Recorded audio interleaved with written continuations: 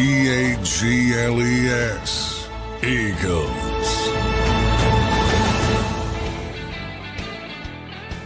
Welcome in, everybody, to a Tuesday edition of Birds 365 here on JAKIB Sports. I'm your host, Zander. Krause. That's my co-host, Johnny Mac, John McMullen, back for another day as we now prepare for NFL Week 3. Week 2 concluded last night on a Monday Night Football with a doubleheader. Johnny Mac, how you doing on this Tuesday morning, brother? Doing well. Yeah. Let's get to the LA Rams. Let's get to some good football. I think we're going to see some good football this weekend. Well, I think the Eagles are going to be tested. Maybe they stand up to the test, and this gets them out of their sort of little lull offensively. But I think it's going to be a good test this upcoming weekend. Yeah, John, a couple good tests coming up for this team. So we're going to see how that pans out with the Eagles and the Rams. I think the Rams team is going to be more positioned, John, to test that defense. Now, we'll get into that game and everything that comes with that, but I do think it's going to be an interesting test for the Philadelphia Eagles. Johnny Mac, yesterday you had a chance to talk to Nick Sirianni. I know he doesn't give you much. Did he give you anything yesterday before we start to, move forward on this week? Well, he was honest about the lack of explosive plays. It's like, which at this point, I'm surprised when he admits things like that. But, I mean, it's hard to – you have one explosive play, the 28-yard go route. And, that's it, basically. And it was a 13-yard run, the touchdown run. I think the Banter had a 13-yard reception as well. So I mean that part of it's not sustainable to win consistently. But the craziest stat I saw yesterday was the Eagles have 4 games. And this is not new. They have 4 games over. That was the 4th game over the past 2 years where they've had under 100 net passing yards. Four games, which is not good. They're 4-0. They're 4-0 in those games. Those games. To give you an example, there's 22 other games where teams have finished under 100 net passing yards, which, by the way, 32-team league doesn't happen that often. Exactly. 5-17. Holy moly. So, I mean, this team's living on the edge right now. And, they keep winning 18 of 19, 16 straight when the quarterback starts and finishes. That's pretty freaking good. But, man, the minute that football bounces the wrong direction, or the right direction for the other team, and that slight win turns into a slight loss, the shit's going to hit the fan. So they better fix this. Well, I think the hard part to understand about those stats you just rattled off is we do have maybe the best tandem of receivers in football. It'd be one thing if we had not the greatest receivers. You're all right. Some days we can't pass the ball all that well. We got probably the best tandem of receivers maybe in football, if not a top 3 tandem. How the heck do we have that many games where we're not passing the ball? Yeah, it's incredibly strange because they have other games where they look unstoppable. Like if you have a bad passing attack, in most NFL cities. Like if you can't throw the ball, you have a poor quarterback. You can't throw the ball. You have a poor quarterback. The Eagles have these extremes where, again, they look unstoppable. Like, what do you do? And then they have these games. I can't come up with a comp. It's so bizarre. What's the reason that we're 4-0 as opposed to the rest of the team being 5-17? Is it the defense? Is it Saquon Barkley? I guess the right answer is probably a combination of everything. Yeah. I know that bores people, but it's everything.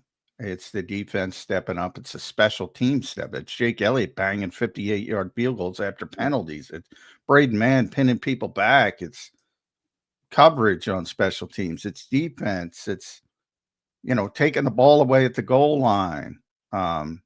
Even if there's a little luck involved. I mean, their turnover ratio, Jeff brought up 38-9. 38-9. Crazy. Over this 18 of 19 game stretch, which really would have been 19 of 19 if Jalen didn't get a concussion in Washington.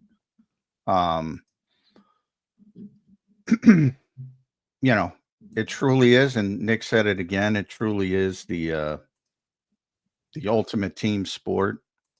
And they bought into this mindset, and both Nick and Jalen said it after the game. Take pride in what it takes, like to use the Chris Jones example. Don't let these idiots say anything about you just throw for 100 yards. Take pride in what it takes to win the game. And they bought into that. So Nick deserves a lot of credit as well, because in most environments, this kind of stuff doesn't work, especially when you have star players. Like I heard a discussion about Joe Burrow's hurt again. He's going to be out probably for the season. Yeah, a couple months, at least 3 months. And I'm like, there's this weird give and take. Like, all right, that might be the best quarterback in football. And it's like, this will be his third season-ending injury if it comes to fruition. They've also gone to a Super Bowl and 2 consecutive AFC championship games in the middle there. And, it was a pretty downtrodden organization before Joe got there. Still is, still very cheap. We always talk about it. But anyway, and I heard this discussion. Well, the best way to protect your quarterback is to run the football. Blah, blah, yeah, the old school 1972 thinking. Yeah, I guess. But you have, to your point about the receivers, you want to just have Joe Burrow turn around and hand the ball off to Chase Brown? Like, what sense does that make? You're the best quarterback in football, but you're out of getting hurt. So I can't drop him back. Like, you have to accept your lot in life. You can't control that shit. You got a great quarterback, use the great quarterback. You got a great wide receiver, use the great wide receiver. You got a great running back, use the great running back. Right. Happen to have all of them. Well, are the Eagles doing that? It almost feels like they are, but they're just leaving out the other shit. They have some good players that they're using and relying on. They have a great defense that they're relying on. They have Saquon, Barkley, but they're just not getting everybody involved. Yeah, well, they tried. I mean, you saw that the first play of the game looked like it was going to be a shot to AJ, which is no surprise. They have this history of when something had they over in Grand Calcaterra whiffs, and all of a sudden and you don't know what's going to happen, or certainly watching on television. I always bring that up because Doug told me that. I mean, when Doug set me straight on play calling, it's like sometimes we have the worst play call in existence and somebody makes a play. Right. And sometimes we got him. Sometimes we got him. I mean, we caught him in whatever, maybe a zero blitz, and it's there. And the left guard misses a block, or the right guard misses a block, or the tight end in this instance misses a block. And you never know. And you sit there, oh, this is a terrible play call. And again, it works both ways. Doug has said, yeah, sometimes didn't work at all, and the player picks you up. So anyway, tangent, but I was surprised how honest Nick was, and maybe he was sick, maybe he's on cold medicine. So, he's like, yeah, obviously we have to have more explosive plays, which, come on, if you're arguing against that, you got the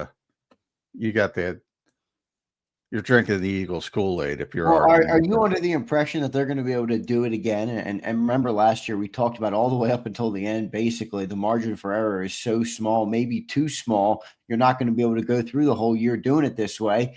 Well, John, it appears 2 games in, brother, they're on the same trajectory as they were last year. I don't think they are. If you look at the contextual games, again, not only you're talking about one play, you're talking about, okay, you're counting on CD Lamb dropping the football. You're counting on Travis Kelce dropping the football. That's not shit you want to count on, especially later in the season. Yeah, Nick had mentioned one thing about early in the season, you're going to see drop passes.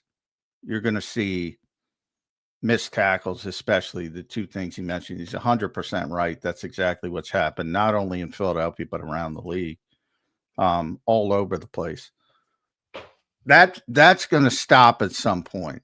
Like if you're playing Dallas whenever and you're counting on that again, it's probably not going to happen again. It might, but I doubt it. So if you're in that tight window, like last year, yeah, it's a small path, but last year they were doing it more things better. They were dominating, and it just felt, it felt like they were better than everybody else. Do they look better than everybody else so far? Would you say they look like the best team? No, but it's early. I mean, they didn't look like the best team through the first couple weeks last year either. You know what I mean? So it's so hard to gauge where we are only 2 weeks in. Well, yeah, but that's all you have. So if you look at through 2 weeks, so if you pull up again, PFF 13 different categories, grades the teams. Eagles are 10. That's not bad. It ain't 1, it ain't 2, it ain't 3, it ain't top 5. By the way, the Rams are number 2. Green Bay is obviously number 1.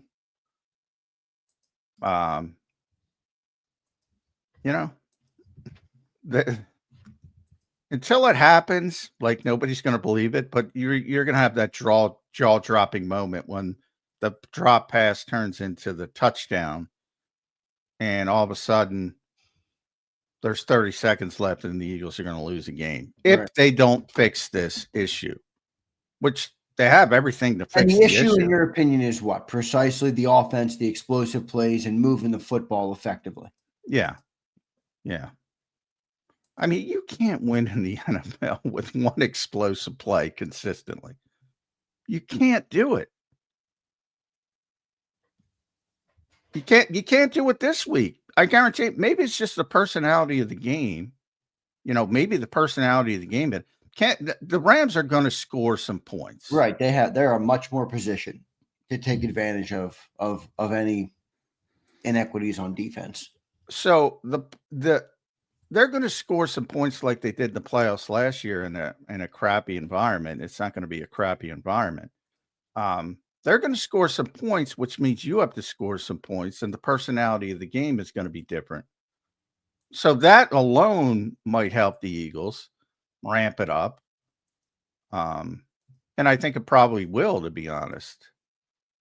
But this has not been an impressive 2 weeks offensively. I think we could all agree. We should all be able to stipulate that. Defensively, it's been better than expected. Yeah, I agree. I think defensively, they've been pretty solid. I think ranked out in the top 10 in the PFF. You brought up their gradings there. I think defensively in the first 2 games, they're 8 or so grade-wise, not statistical-wise. But so I think defensively, I think they're ahead of schedule, to be honest. I mean, still some stuff to clean up, but we had a lot of questions on that defense coming in. I think where they are, I feel pretty good about. Offensively, I think is where the questions lie. Now, John, how do you gauge for the people listening, for the great Eagles fans who tune into this show each and every single day? And we always say we have a smart bunch of Eagles fans, and I certainly believe that to be true. How do they gauge it? Because last year we did kind of talk about the same thing, right? Like the margin for error is too small. It feels unlikely that they'll be able to walk their way to a Super Bowl and get it done this way. They ended up doing it, and now through 2 weeks, as ugly as it feels, we're 2-0, and I know, again, I don't want to fall in love with that because we know how records sometimes, if you don't recognize the problems. It'll lie to you. How do you gauge where they are through 2 weeks? As compared to how it looked last year, where it looked ugly too. But shit, it worked, John, all the way through. Well, if that's the expectation, it's not good. Again, and that is the expectation. And the Eagles know that, and that's why Nick said it. Again, 2023 existed. You saw 10-1 collapse. Right. Now that was defensive minded. And you think offensively, look, they're not going to collapse because there's too many good players. So I don't think you have to worry about 2023. But it is indicative of, you can't just say, oh, everything's fine because we won 2 games. When you mentioned the defense, it's top 10, as you mentioned. Well, coming into this game, the Eagles are 28th in passing offense in those same rankings. And the only teams worse are Minnesota with the god-awful J.J. McCarthy, Miami, which is an absolute walking disaster. Mike McDaniel's cooked. Yeah, he's done. Tampa Bay, surprisingly, but they haven't done last night. I'm sure it'll be better. And Denver, and Bo Nix has been a disaster the first couple of games of the season in his second year. That's it. Those are the only teams worse than the Eagles when it comes to passing efficiency. That shouldn't be. I mean, you understand what's going on in Minnesota. You understand what's going on in Miami. Even Denver, a lot of hype in Denver, but doesn't surprise me that a second-year quarterback is taking a step back. It surprises me that the Eagles are down that low.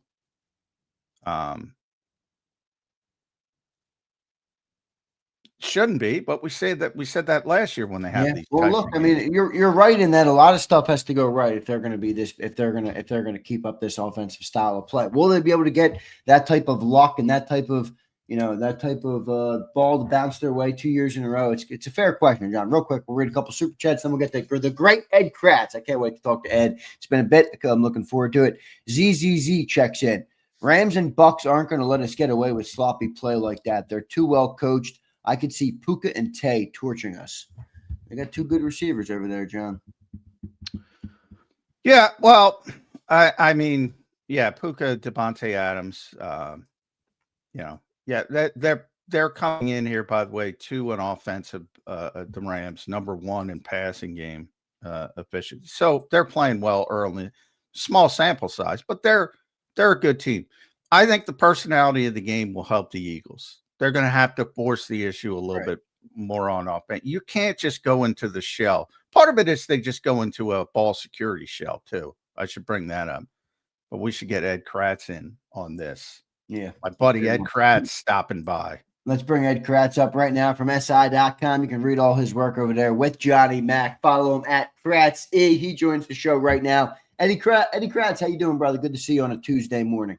Hey, happy coordinator day, guys. We get to hear from all 3 coordinators, and should be interesting. Should be fun. Are you going to be coming for Patullo like all the Eagles fans are right now, Ed Kracz? They are not happy with what they've seen from the first-year OC. No, I'm not going to be coming for Patullo. Listen, it's only week 2. I heard John talking about the Eagles' passing offense. I think they were 28th or 29th last year. They finished the season 28th or 29th, and I don't know. They won the Super Bowl. So, the Eagles, they're an all-around good team. They're well built. They can overcome deficiencies. Every team has them. They did it last year.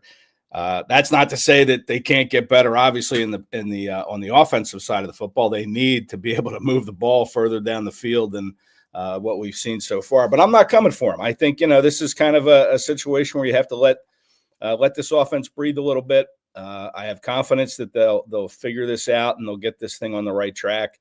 And I think, you guys touched on it. The Rams are going to come in here and score some points. So the Eagles are going to have to match whatever they put up if they want to win this game. And I think they'll figure it out. Yeah, and I think that helps, Ed. I think, Jim Schwartz used to say that games have personalities. And look, sometimes you're in the shootout and that that increases your urgency that you need to score points, and I think that's going to help the Eagles. I think it was easy to sort of go in the shell against a Kansas City team with no sort of weapons on the outside. Rashee Rice suspended, Xavier Worthy hurt. That's the worst group of receivers they're going to see all year, really, unless somebody else gets injuries. So I think just the personality of the game is going to force the Eagles to get better offensively. Yeah, literally. it's a good point. They knew they couldn't turn the ball over against the Chiefs. Not on the road, playing in front of that loud of a crowd. They didn't want to give up any momentum, so they had to take care of the football. So they were very careful at protecting the football. This week, I think, Matt Stafford said yesterday that they're going to cut it loose. The Rams are going to cut it loose. And I expect the Eagles to probably try to do the same thing. And look, it looked like they had, and we'll ask Kevin Patullo this, I think, is the first play of the Chiefs game. It looked like they had a big play. Yeah, they had a shot. They had a shot play. They had a shot play. Except Grant Calcaterra screwed it up. He couldn't make the block. Yep. Hurts dropped the football. Luckily, Calcaterra fell on it, so he kind of redeemed himself a little bit. But man, A.J. Brown, I think it was A.J. Brown, looked like he was going to be wide open, and it was going to go for like a 60-yard touchdown pass, but they couldn't get that off. And then they never came back to it the rest of the game, which I was surprised at. But they had a shot play dialed up. Yeah. Ed, talk to me about the human element here with the receiver. I don't think people put enough credence on this. A.J. Brown wants the football. I know he's a team guy. I know he wants to win first, but A.J. Brown, if I believe A.J. Brown's a top 3 receiver in football, if everybody listening to our show believes he's a top 3 receiver in football, and I don't want to speak for you, but maybe you believe he's a top 3 or top 5 receiver in football. What does A.J. think? A.J. believes he's a top receiver in football. He wants the football out there, and I can't blame him for that. I think good things happen if you get him the ball. How much does that kind of come in here where you do have to balance the different players and personalities and things you have on a team to keep everybody on the same page and for the same goals? Yeah. AJ thinks he's the number 1 receiver in the league. He pretty much said that during training camp. Yeah. And I'm with you, Zander. I think he's top 5, probably top 3. Yeah. For sure. And so far he's been doing a good job of answering the questions the right way, talking about his growth and how he's trying to understand his role a little bit better before he starts to fly off the handle and says something. But the first loss that happens, and he's sitting there with 40 yards in that game, we could see some of that growth go down the toilet that A.J. Brown's talking about, and he might start to speak his mind. We know he can do it. So the Eagles do have to get him involved. I mean, this is a guy, I thought he would probably threaten the record that he set a couple of years ago with almost 1,500 receiving yards. I thought he'd probably do better than that this year. And I thought Jalen Hurts would be over 4,000 yards. But, so far, I know there's a lot of season left, 15 games.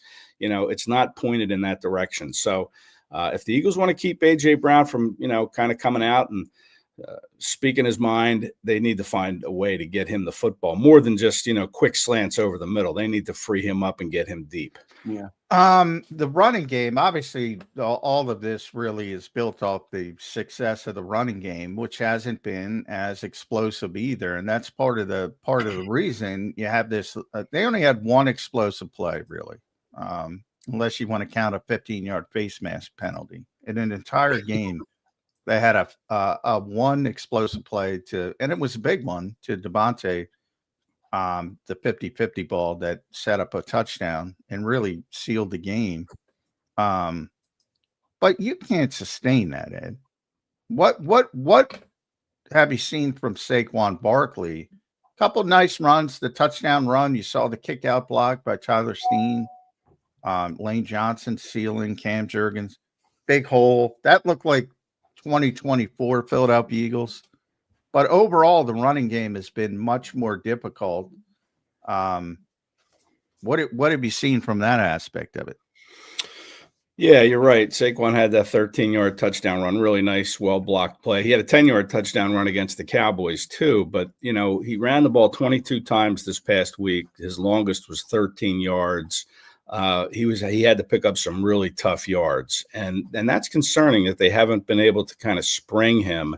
And for that, you kind of have to look at the offensive line, I think, is, where are they breaking down up front? You have the new right guard. in Tyler Steen. You know, Mekhi Becton was tremendous last year in the run game, and Tyler Steen's strength is as a run blocker. So it's concerning. You know, that's part of the explosive plays that Nick Sirianni said yesterday when I asked him about, you know, does this offense just need to breathe? And he said, we can't continue to inch our way down the field. We need to find explosive I was surprised plays. how honest he was. But he's right. I mean, and I'm glad he said it that way. And he said big plays aren't just throwing the ball deep, or explosive plays aren't just throwing the ball over people's heads. It comes in the run game with Saquon Barkley. And why we haven't seen that, you know, this guy had 7 touchdown runs of over 60-plus yards last year. He's got 0 this year. They have to find a way to spring him. And I think you have to look at Jeff Stoutland. What are they doing up front? You know, everybody loves Jeff Stoutland, does a great job with that O-line. But to me, that's where it has to start. If you want an explosive play from Barkley, you got to figure out a way to block whatever scheme the defense is throwing at you to spring him loose. Well, you mentioned all those long rushing touchdowns last year. I think half of them came against the Rams. So maybe they just see that color. Yeah, it's a good point. Yeah. So maybe that gets Saquon in the running game going. Defensively, though, I like it, man. A lot better. You know, that's big. What I do caution it a little bit because, you know, obviously Adoree Jackson is not the best cornerback in the world.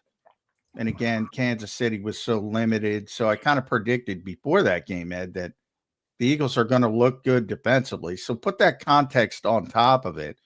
But overall, I mean, you got to give them credit. They've looked very good defensively so far. Small sample size, but it's hard not to like what you see. Yeah, and I'm surprised at that, to be honest. I picked the Eagles to beat the Chiefs by 4 points, 31-27. I thought there'd be a lot of points in this game because even though I know the Chiefs were a little limited at receiver, they were still going against Adoree Jackson. You know, not ideal. You still had a rookie at safety in Makuba, who turned out to make the huge play. But, you know, I thought there'd be points. I thought they still had Hollywood Brown. They still had Travis Kelce, who's looking to prove that at 35 years old, he's not washed up. Didn't do it against the Eagles. But I still thought there'd be a lot of points scored in this game. You know, the Eagles defense to me was a surprise. You know, I love what they're getting from Jordan Davis up front. You know, that guy's playing late in games, and he's not bending over at the waist, putting his hands on his knees. He is in great shape, like we saw in the summer. That's not a myth. I mean, that guy's playing stout. 5 tackles, 2 batted down passes at the line of scrimmage. Great game, I thought, from Jordan Davis. Having Jalen Carter back was huge. I mean, that guy hit the quarterback 3 times. He hit Mahomes 3 times, made a tackle for loss. Looked like he might have gotten a hand on the ball on that interception by Makuba. It looked like maybe he deflected it just enough heading to Travis Kelce to alter the flight to kind of, you know, maybe make Kelce think like, okay, where's this ball going to come? Because it's sort of wobbling now, but I don't know. I'm not sure he did, but I will ask him this week if he talks to us, if he got his hand on it, because it's hard to tell in the video clip. So, you know, you have Carter and Davis playing like that. You have Jihad Campbell, a rookie linebacker who tied for the team lead in tackles with 7. Him and Cooper DeJean each had 7. You know, he spied Mahomes on a couple of those plays and didn't let Mahomes in the second half beat him with his legs. I think Mahomes had 60 yards in the first half rushing with a touchdown, 12 yards per carry. And in the second half, he ran it only twice for 6 yards. So, you know, credit Fangio for that. And then, of course, the back end, you talk about Reed Blankenship, who, you know, I thought he would lead this team in interceptions. I still do. They don't have a pick, or they have the 1 pick from Makuba, which is, you know, it was a great play by him. But that cornerback spot, when you have a team like the Rams coming in with Adoree Jackson and the weapons to, you know, make them hurt, that's going to be a concern. But I like the pass rush. I like the pressure they had with Carter here against the Chiefs. Even though they only had 2 sacks, they still had pretty good pressure. What about our new favorite player, Big Z, man? Yeah. Zander, you know, John may have told you, we talked to him, just John, me, and maybe 2 others in the locker room on Friday. What a great, entertaining interview he is. Went into his background and talked about his contract. And, you know, you could write like 5 stories coming away from 12, 13 minutes with Zadarius Smith. And he, on the field, man, just a big guy, really strong, really powerful. brings that veteran presence up front. I think that was a great signing. Helped with the Eagles' first sack of the year. Him and Makuba shared it. So, yeah, Zadarius Smith's going to make a difference on this defense. And, getting back to your question about the defense playing well, I agree, and I'm surprised at it. I thought there were a lot of moving parts. We saw Fangio mix and match a lot in the summer during camp. We saw it in the preseason, rotating whole units in at a time, putting in like 8 new guys after a play, bringing in 8 fresh guys. So you thought it's going to take a while, but it hasn't. And, the legend of Fangio continues to grow here in Philadelphia, if you ask me. Yeah, it does, no doubt about it. Jalen Carter, you mentioned him, talked about him at length. I don't know if he's dealing with some sort of a hand or wrist injury or something. He was grabbing onto it a couple times in that game, but they lined him up on the edge a couple times, Ed, and he looked good coming off the edge. So I'm curious to see how they use him in this football game. Ed, I want to ask you about the Rams coming up. That cornerback spot was talked about a lot after week 1. Now it's quieted down a little bit. But as John pointed out, the Chiefs weren't really positioned receiver-wise to pick on those corners, to pick on Adoree Jackson, and kind of make some hay there. What do you think of that spot, Adoree specifically coming in? Because now you got Puka Nacua, Devontae Adams, and Matthew Stafford. That's a much more high-powered passing offense right now. How big of a concern is that second cornerback spot for you? Yeah, and their tight end's good. Higbee. Yeah, I mean, Higbee, he's a good weapon too. So this is a team that's loaded with weapons. Hey, the Eagles have weapons too. They just have to figure out a way to use them. But yeah, it's a concern, Zander, for sure. Adoree Jackson, man, that was I thought he had a rebound type of game, but again, the weapons weren't there for the Chiefs. But that play that Mahomes overthrew Tyquan Thornton down the field, wide open. I mean, you look at it, and Adoree Jackson runs into, I think it was Blankenship, and gets spun around like a helicopter. Yeah. That wasn't a good look for Adoree Jackson. That could have given the Chiefs. I'll tell you, and then Tyquan beat them, and you're like, all right, who blew that coverage? Right. You wonder.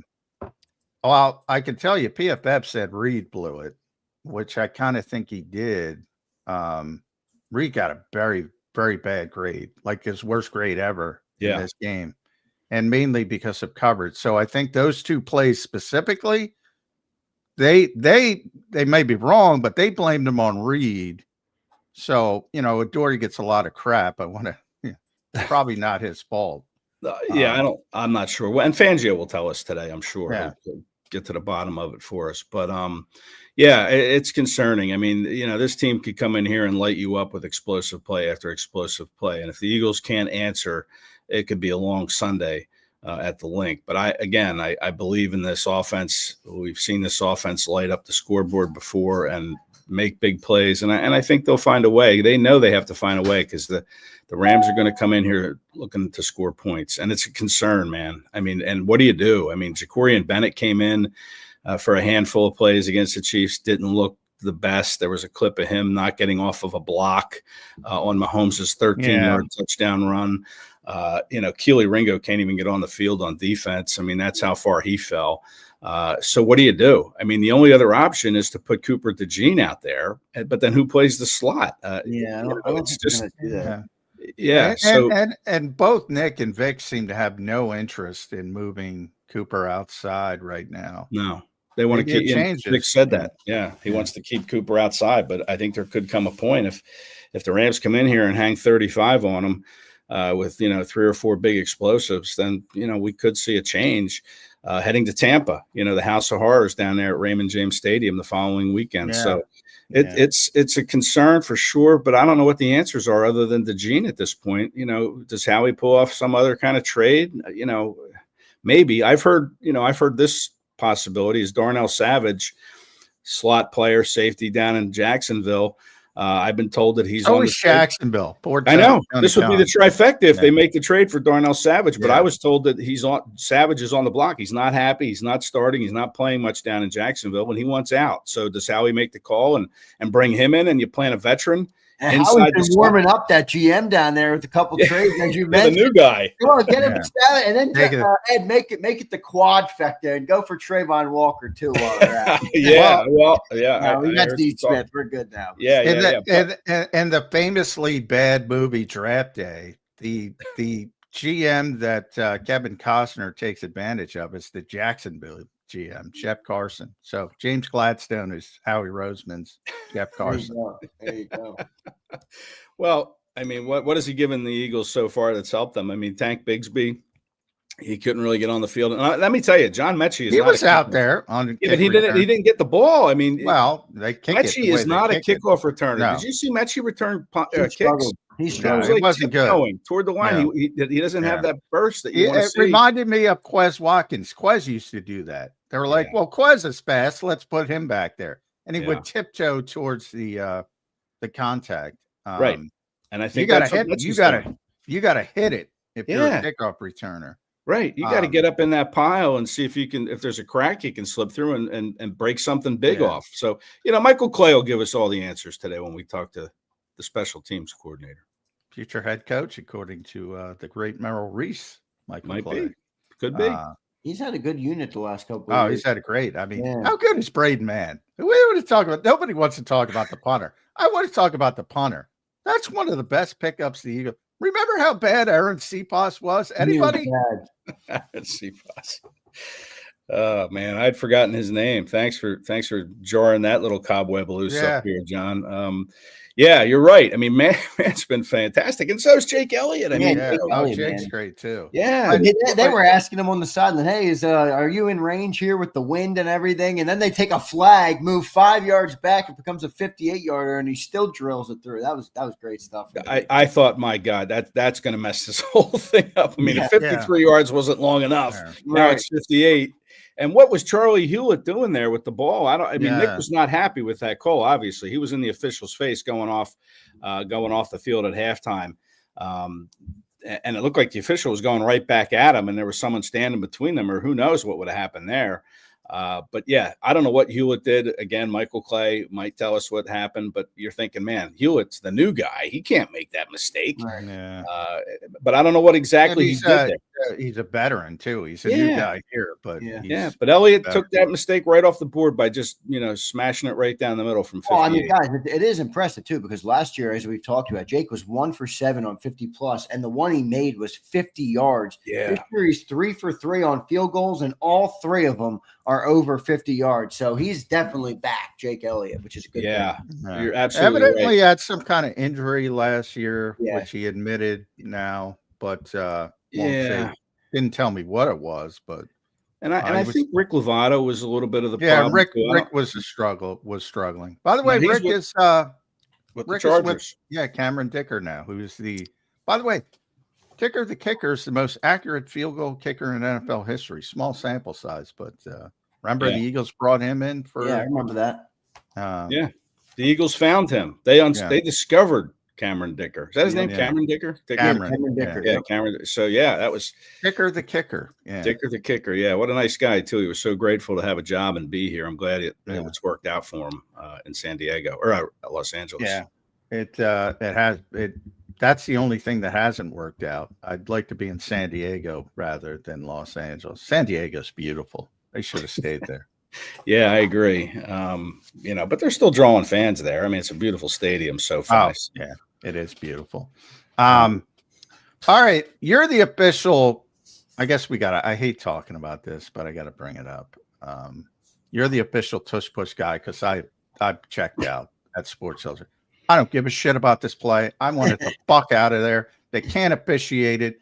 It's ugly. Take the Eagles out of the equation, which I know people can't. We're an Eagles show. This is an abject disaster. You got Landon Dickerson jumping. You got the Chiefs jumping off sides. You got the Chiefs swatting at the football. They stole none of it, Ed. How can this play continue?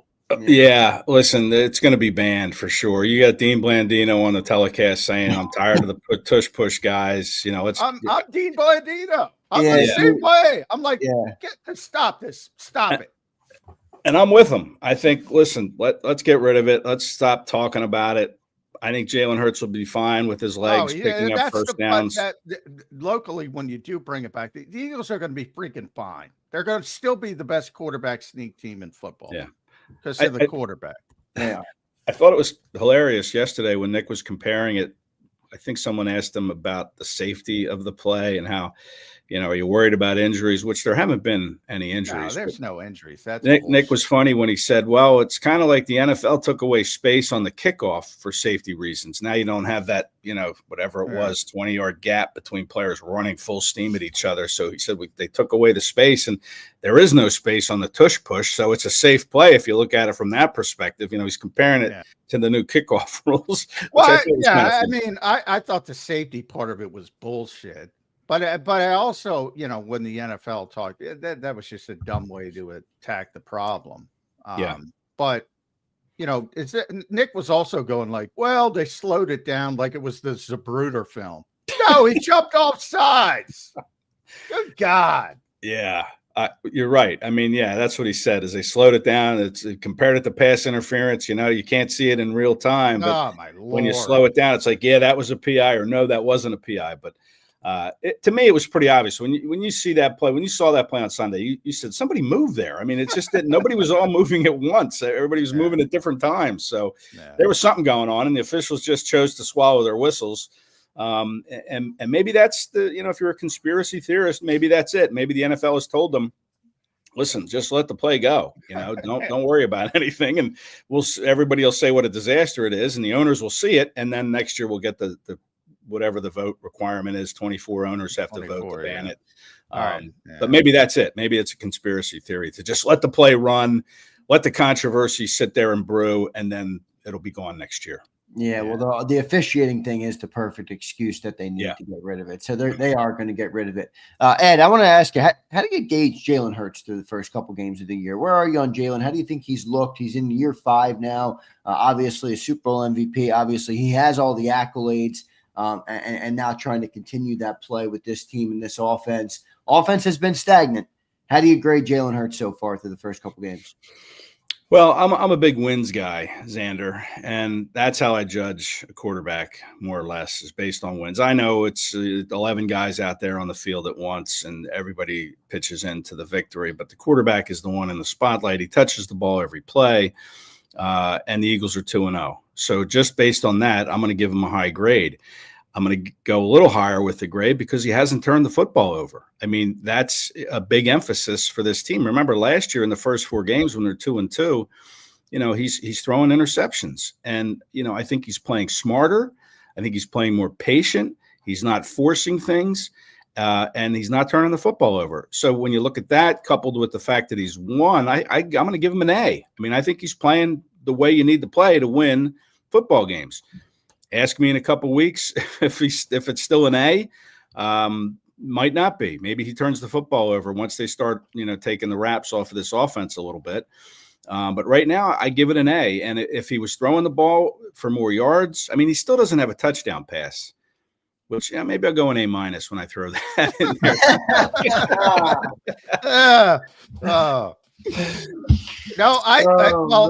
No, one thing I came out of the opener against Dallas, which was not impressive either from a passing standpoint, but I came out of that game thinking, wow, he played pretty well. It was it was an efficient game. I thought he played pretty well. Last week, not as well, but still, it wasn't terrible. And I said, because he's had some, like if you go to that Carolina game last year, like that was bad. That was just a bad football game for Jalen Hurts. Like I haven't gotten that feeling. So I think he's played pretty well. It's interesting. It's so unique. I brought up that stat. It's crazy, Ed. The Eagles have had 4 of these games over the past 2 seasons when they've had 100 or less net passing yards. 4 games. Which you go, that's not good. They won all 4. That's the weirdest thing. It really is. So here's the kicker. There's only been 22 other games where teams have had under 100 net passing yards. So not a lot. There's 32 teams. It ain't good that the Eagles have 4. Teams in those games are 5-17. Wow. That's great research, Johnny. Yeah. That's amazing. I didn't know that. It's just so weird. But listen, Hurts has this ability, I think, to make a play when the team needs a play to be made. I mean, that throw to Devontae Smith, the 28-yarder on a sellout blitz from Steve Spagnuolo. Everybody's coming. He's rushing everyone. If Andy Reid could still move, he probably would have been blitzing on that play too. But he found a way to throw that ball up, and credit Devontae Smith. It's a jump ball, but Hurts put it in position to make that contested catch, and Smith came down with it. I mean, he finds a way to make a play when you need it. And maybe that's what sets him apart from the quarterbacks on those other teams you mentioned, is they're just not making the play. There's maybe 2 or 3 plays every game, right, that define a game, that help a team win or lose. And Hurts, more often than not, if you look at the record, if you look at that stat you just pointed out, he finds a way to get it done. Yep. 18 of 19, they've won, Ed Kracz, 16 consecutive games. If they beat the Rams, they will have gone a full NFL season undefeated when Jalen Hurts starts and finishes the game. Yeah, just another reason I'm giving him an A-. I mean, he's yeah. I mean, he just finds a way. What did I say after the game? They may never lose again. You text me that during the game. Yeah. But you say that all the time. They may never lose again. Because they may never lose again. They don't lose. They don't lose. And they're 10-0, or they've won 10 straight, I should say, over the AFC. You know, they won 10 straight games. All those stats have turned, like most of them I ignore, because like a lot of people say, well, losing Dallas isn't that important. We had this discussion in the media house. I think you were there. Yeah, I was. And I'm like, my whole thing with that is they win with everybody out. Now, in the past, they haven't with AJ and Lane, but now they win with everybody out. Doesn't matter who's missing the game. They win. They won 18 of 19 games. That's amazing. And it's a credit to Howie, right? I mean, they have that depth, and that was one of the concerns coming in. Will they have that depth? And we haven't really been tested along those lines. I mean, Goddard's missed a game, but Calcaterra is always the guy that steps in. And by the way, he did not play. He didn't have a great game. I was going to say. He did not. But yet the Eagles still found a way to win. And I think it was Zach Berman who brought it up. I think it was 13-2. Goddard's missed 15 games since 2022, and the Eagles are 13-2 in those games. Now they're 14-2. So you're right. They lose the Jordan Mailata when he goes on IR last year. Fred Johnson comes in. Boom. No different. They lose Nakobe Dean in the playoffs. Oren Burks, of all people, comes in and holds the fort. So, again, that's a credit to Howie for finding guys that can help this team, and to the coaching staff for developing these players and getting them ready to play a role if they need to. Yep. I'd rather have Dallas back, though. I'm on that. Yeah, me too. No doubt about it. Ed, last one for me I want to talk to you about is that offensive line doesn't quite look like we're used to it looking, at least in my eyes. I'm not saying I'm the arbiter of all things that are true on the offensive line, but they just don't look like they're as dominant right now through the first 2 weeks. Landon was obviously injured. Cam Jurgens is coming off of back surgery.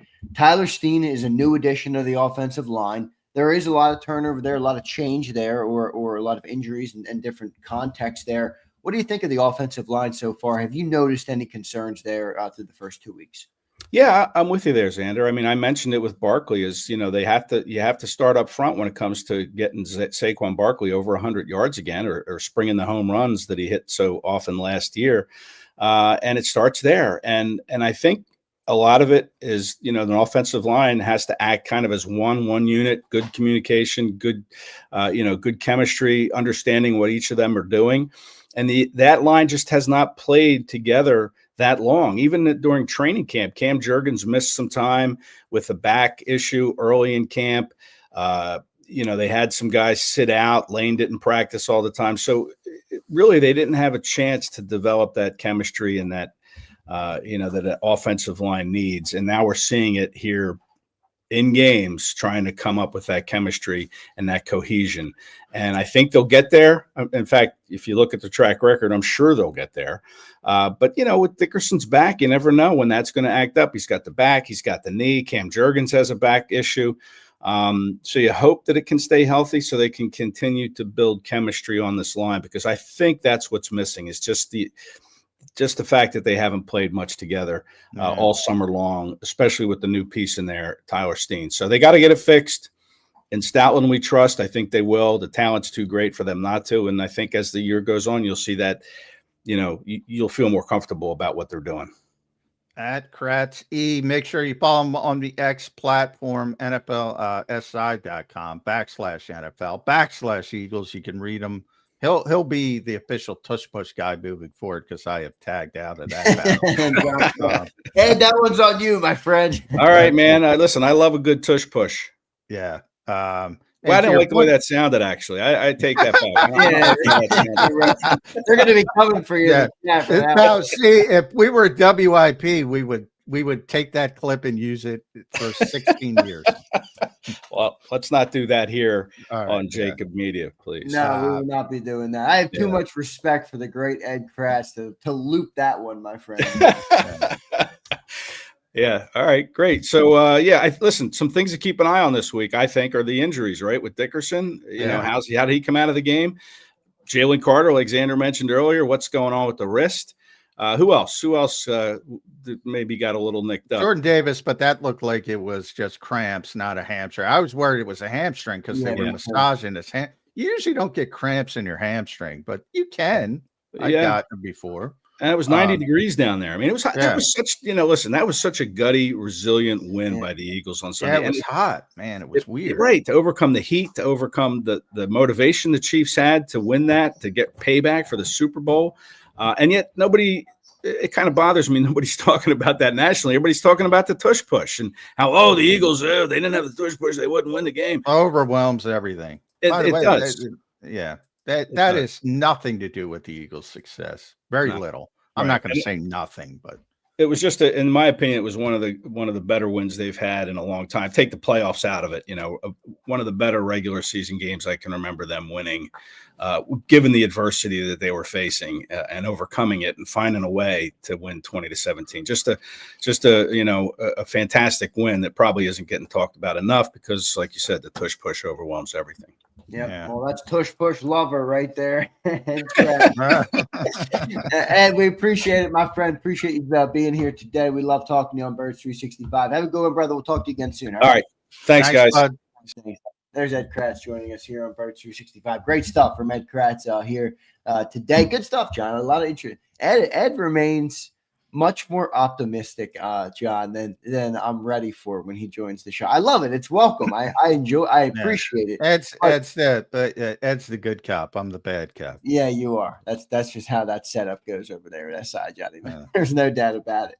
I mean, I thought an A for Jalen Hurts was a little much, No. Well, I don't think he's played poorly. That's the strange thing. It's so strange. I meant to look at that. Well, no, but I think the conversation of the passing. I mean, look, I'm in your camp where it's not all Patullo, but it can't be zero Jalen Hurts. That's oh God, no. Yeah, I mean, those people are just ridiculous. So, all right, let me look. Oh, by the way, number 1 in the NFL. Now they haven't done last night's games, so Herbert's going to be pretty high as well. Shockingly, because I'm told he's terrible. Stafford's number 1. Yeah. Number 1. Jalen is number 10. Yeah. So he's not playing poorly. But it's weird. It's very weird. And part of it, I think, is just that they are so conservative. And somebody asked that question to Nick, which it was Al Thompson, of all people, called the conservative play calling.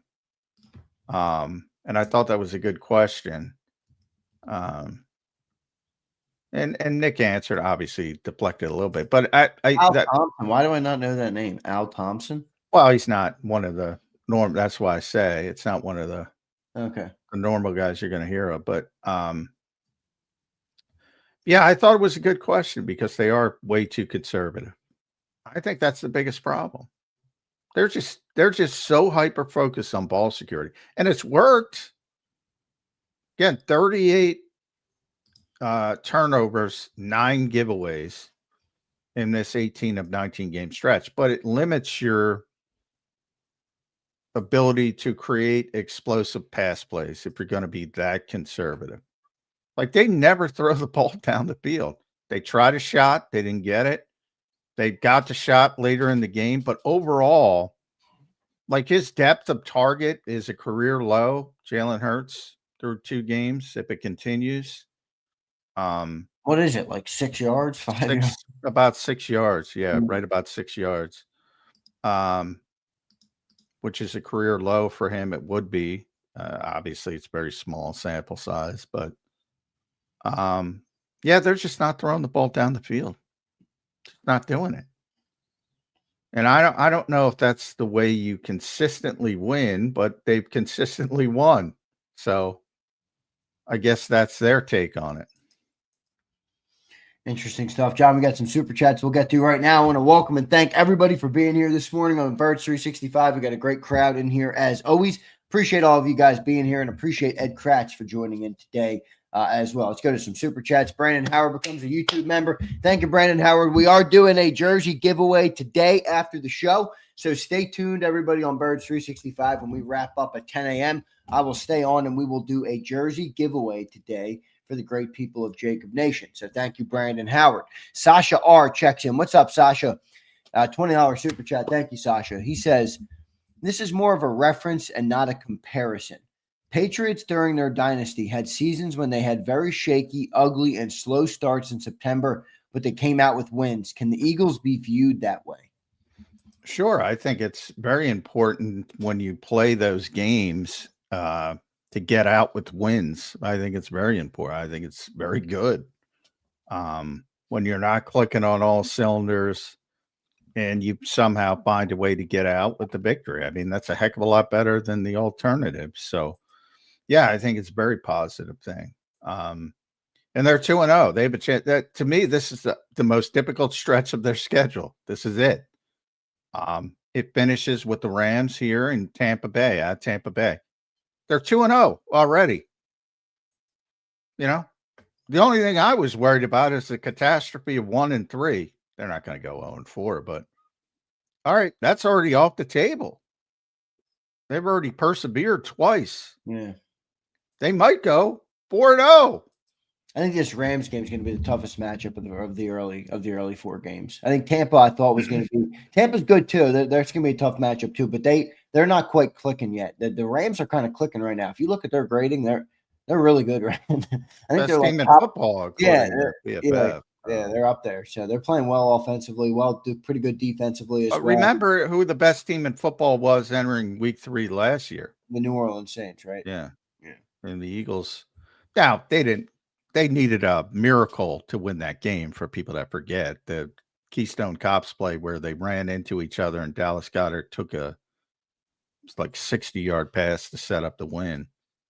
But they played well especially defensively. That's when you started to see Big and his impact, because they were really running the ball well, and he rolled out those 6-man fronts, completely shut them down. And they lost Aaron McCoy on the 3rd play of the game. A lot of context, but that's where the Saints were going into week 3. Now the Rams are a better team, obviously, and they're going to be a good team. It's just a matter of, are they going to be good like they were last year, or great? And this is a big test for the Rams. I mean, they look at this game as a measuring stick for them, because in hindsight, they were the Eagles' toughest test to the Super Bowl by far. By far, they were the toughest test, and Jalen Carter saved the season. Yeah. He did. So they see it as a test now, and they've tried to get better. They can't stop the run. Saquon had 4 rushes of insane amount of yardage for touchdowns. Christian Roseboom is out. They got a rookie who seems a little bit better, but they're still not a good run defense team. Great pass rushing team. So I think it's a temperature game for both sides. Yeah, it's gonna be good to see. Interesting game coming up here. Rams at home this weekend, so versus the Birds. I think it's a 1 o'clock. Yeah, we got 2 straight 1 o'clock games, Sean. Actually, these next 2 games are It might be the last ones of the season. Yeah, well, are they? They I'm might. joking. No, they're not. There's not a lot of them. There's not a lot of them, and these are 2 good games. You wouldn't really think that these ones would be. We actually have 3 straight 1 o'clock games, Johnny Mac. That's nice, John. You're in good shape until I would say November. All right. We got Rams, Bucks, Broncos, Vikings, and one of the Giants games are all 1 o'clock. So 5 of the next 6 games are 1 By the way, you know that Vikings game, you know what that's going to be? Eagles against Carson Wentz. Yeah, baby. Jalen Hurts, Carson Wentz. Looking like that could come to fruition, John. So 2 things. They're going to win that game. Yeah, right. There's going to be a lot of hype for the Carson part of it. Yeah, well, I don't think he's. Well, I don't know. I mean, he might actually be better in that Vikings team. I don't think there's any way it could be worse. They got weapons out there, so hey, shit. I've warned them about that. That is one of the worst decisions a coaching staff, GM has ever made. You know, you have Sam Darnold, you let him walk out the building. You have Daniel Jones, you let him walk out the building. He's playing great, by the way, if you haven't noticed. Yep. You have Aaron Rodgers, who desperately wants in the building, and you say, nope, we got JJ McCarthy. Boy, I mean, those games were Monday night, so national television window Sunday night. You rarely see quarterback play that poor at the NFL level. I mean, it was an abject disaster to the point where I'm of the conspiracy lot now. Like, I have no idea, but I think they're hiding behind this injury to sit him down. Now, I don't know if this is it, but I'll tell you what, Carson Wentz, dude, if you're listening, and I like Carson personally, this is your opportunity, because if he plays well, they're not taking him off the field. I agree. I guarantee you that. I agree. Although Kevin did kind of he really put his eggs into JJ McCarthy. I mean, he put a C on his chest. Well, he has the whole 9 yards, man. He did the whole 9 yards for But JJ. I mean, it is self-evident. It is. He ain't ready. No, he's not. And it'll be that. Look, they will. It's easy if he wins games. The problem is if he wins one, loses one, and then it's shaky. Then it's like you got to go back to the young guy. But if he plays well, and I don't think he's going to play well. There's no evidence of that since Indianapolis and the collapse there. But if he plays well, they are not. I guarantee you, Zander, they are not taking him off the field. I'm with you. I agree 100%. John, we just looked at the schedule real quick. I mean, I don't want to get ahead of ourselves, but Rams and Bucks, 2 tough games coming up. Broncos, Giants, Vikings, Giants. That's your games before the bye week, John. Chance to take off, man. A chance to really take off. Now, again, I'm not going to get ahead of ourselves. Let's see how it happens in the next couple of weeks. Nick would yell at me, man. Can't look at, but I mean, the Giants, Malik Neighbors is a dude, man. He can fucking play. They're getting a little bit better, but they're just a bad organization. I don't know. I think you said it perfectly though. I didn't think Russell Wilson had it in him to go to. No, neither did I. Yeah. But sometimes you just throw it up to somebody that good. Yeah, right. And that's where they were doing at the end of that game. Yeah, he was. When Dallas went back in front, they were just like, all right, if we chuck and then they ended up losing on that in the yeah. He heaved one and then it got intercepted. So, well, we'll see, man. But they got an opportunity here. And then coming out of that bye, you probably have your 2 toughest games of the year. You got the Packers and the Lions back to back. So those are going to be tough games. But good schedule, man. It's going to be a fun schedule for sure. Let's get to some more super chats here. Prince, what's up, Prince? Appreciate you, man. $10 super chat from Prince. He says, J-Mac, you guys love to bring up the fact that CeeDee Lamb had drops.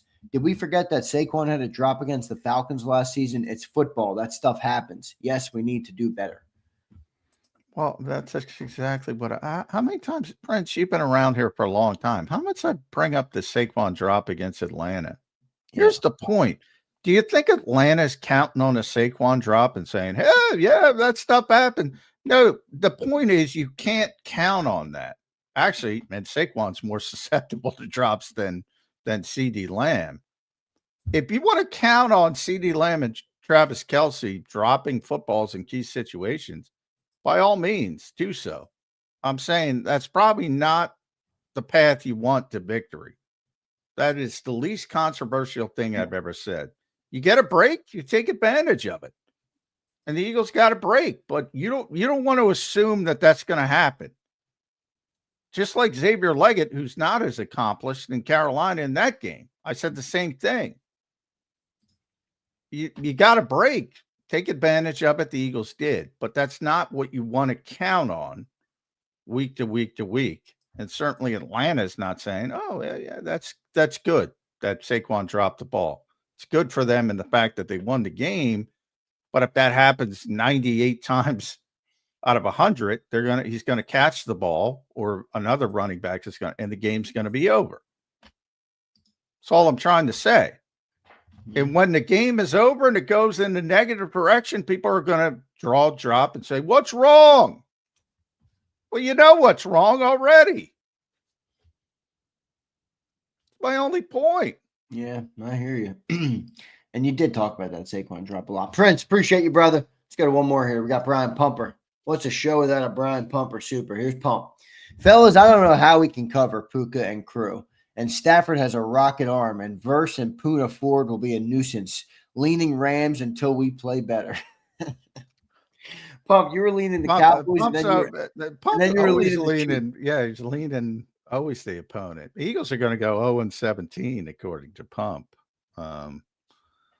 Yeah, I mean the Rams are good. The Rams are a good team, and this will be a test. This will be more of a test, and maybe the Eagles, because they know it's going to be a test, maybe they're on their P's and Q's and they play a lot better and it looks a lot easier. That's possible too. It's a home game. It's Lincoln Financial Field. They still can't stop the run. They got Christian Roseboom off the field, but they don't have Ray Lewis there. Yeah. So, maybe the Eagles do play better because they know they have to play better. Sometimes it's as simple as that. I don't know, man. That offensive line right now for the Birds is not as strong as they normally are. Now, I'm not worried about them. I'm just saying. Well, I think there's two things. Slight, and I wouldn't even call it a slight downgrade at right guard from Mackay to Tyler Steen. And the way bigger issue is Landon's hurt. He's not playing like Landon Dickerson. Right. And that is nothing to do with anything other than injury. Yeah. I mean, Chris Jones was kind of tossing Landon a little bit in that game. And you don't see that often from Landon. So he's definitely still banged up. Yeah. So Lane's playing well, Cam's playing well, Jordan's playing well. Now, last week there was a shitload of blitzes from Spagnuolo, who's a freaking one-trick pony. So sometimes, when I asked Nick that yesterday, you got an extra guy that you can't account for. Number one, that's on the quarterback. That's who has to account for the extra guy. But secondly, it's going to look bad at times. If somebody blitzes as much as the Chiefs are going to, sometimes it's going to look bad. Yeah, right. That makes sense. And he was blitzing a crazy amount, the most he has since 2019, I believe, according to Next Gen Stats. Yeah, he was bringing it. One more super chat. We'll get to our commercial break. Then we'll come back, close up hour number 2. We still got about 47 minutes left to play here on Birds 365 today. Matt NJ, what's up, Matt? Is Sirianni's record with this same bum offense enough of a sample size not to panic yet? It should be. I've said the offense is the same.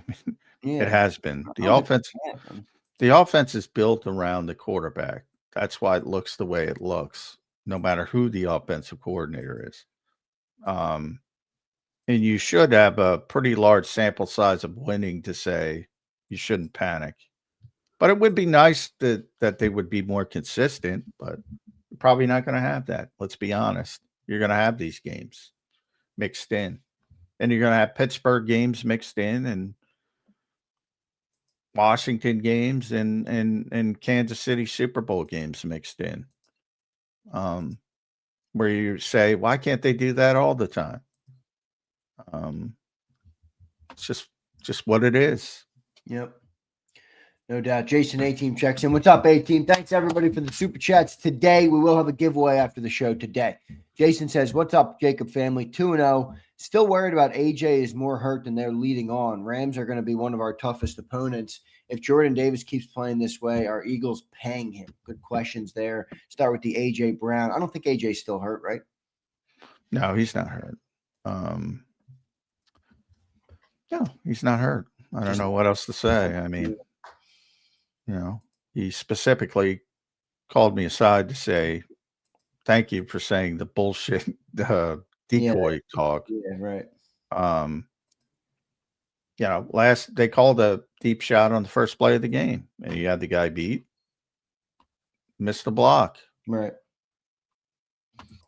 But Rams are going to be one of our toughest stops. Agreed, Jason. And then he says, if Jordan Davis keeps playing this way, are Eagles paying him? That's the question right there, John. Well, it depends what his market value is. Like I think it's 18 million. I mean, it's 2 games. He's got to consistently do it. Like if he gets hurt and he misses a bunch of games, or if he starts to wear down and it looks more like it has in the past, all of this stuff can affect it. It's a difficult conversation. I said it the night he was drafted. What do you pay this type of player? And that's why most teams aren't going to take him at 13th overall, because that complicates it even further. How valuable is it? What else do you need? Like, if they convinced Jerry Jones to trade Micah Parsons to them, which was never going to happen, but just in a fantasy world, he's gone. Like right away, I'll tell you, he's gone. Because they can't afford to pay Micah and Jalen Carter, and then he's gone. But, and we're not in that world yet. So who else do you have to pay? Who else is coming in? A lot of things factor into that discussion. The one thing that pisses Howie off more than anything, and there's one particular reporter that keeps asking these types of questions, is that type of question, assuming everything is in a vacuum. Like, well, what are you going to pay Jordan Davis? There's like 16 other things in the equation. And I just gave you an example, an extreme example.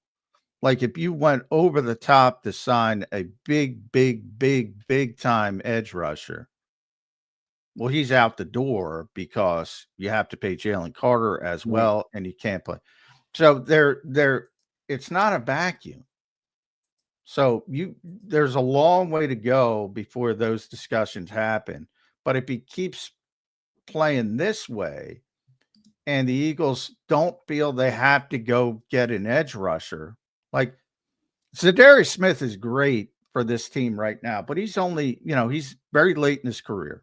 He's a short-term answer. So if they come out of this year saying Nolan's a very good player, I think we all know that, but he's not a centerpiece. If they think that, if they think Jalix Hunt has not progressed to the level and they have to go out and get a big time edge rusher, I'm talking $30+ million, then, it's going to impact Jordan Davis. So it's not just about the vacuum in Jordan Davis. There's a lot of things that are going to come into that conversation. But the better he plays, and he's played very well through 2 games, there's a better chance that they keep him because they pay good players. Vita Vea makes 17 7.5 a year. Javon Hargrave, not a good comp there. Javon Kinlaw got $15 million a year. I'm trying to find another. DJ Reader makes $11 million a year. Puna Ford makes $9.2 million a year. Where do you think Jordan Davis falls? You got to get more than that. Yeah, I think it's 15 plus. And that will depend on a lot of factors. He might be in the Milton Williams, Josh Sweat category. That's a big jump there. We'll see. We'll see what ends up happening. No. Not money wise. I meant demarcation line. Demarcation line leaves the organization. Yeah, I got you. Good stuff. Appreciate everybody for being here today. Good stuff as always. Hit that like button for us. We got a good crowd in here. Great stuff from Ed Kracz in hour number 1. All right. We also had a good opening segment. John brought in some really good, interesting statistics about the way this team is winning and the number of wins they're getting this way as compared to the rest of the NFL. So good stuff there. We'll continue the conversation when we come back in 3 minutes here on Birds 365. Ignite your nights with free live entertainment daily, only at Live Casino and Hotel Philadelphia's Center Bar. 7 days a week, enjoy some of the region's top party bands, performers, and DJs as they take the stage in the heart of the casino action.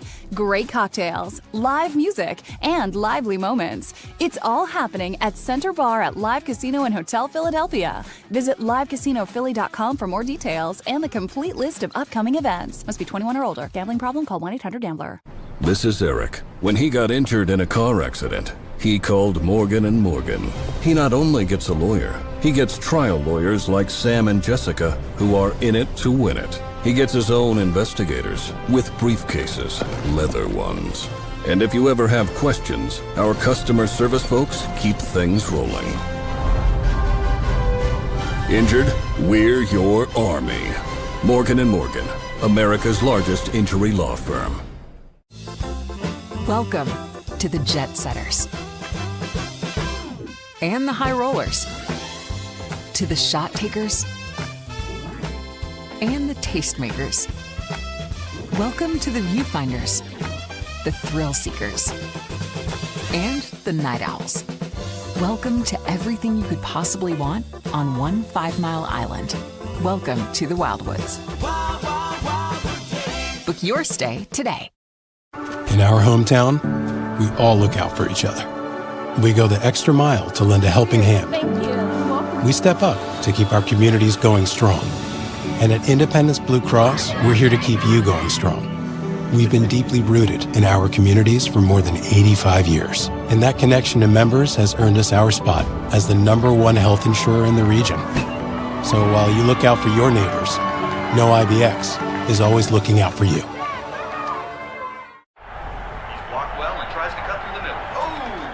Your gut says Miami is going to win and you should take the over. Your gut also said your NFT selfies would only go up in value. They didn't. But your head is on Sports Grid and knows the QB is in concussion protocol. The backup has a 45 QBR against the zone coverage. The New York D has the most sacks in the league. So yeah, trust your head. It's smarter to be on Sports Grid. EAGLES. Eagles.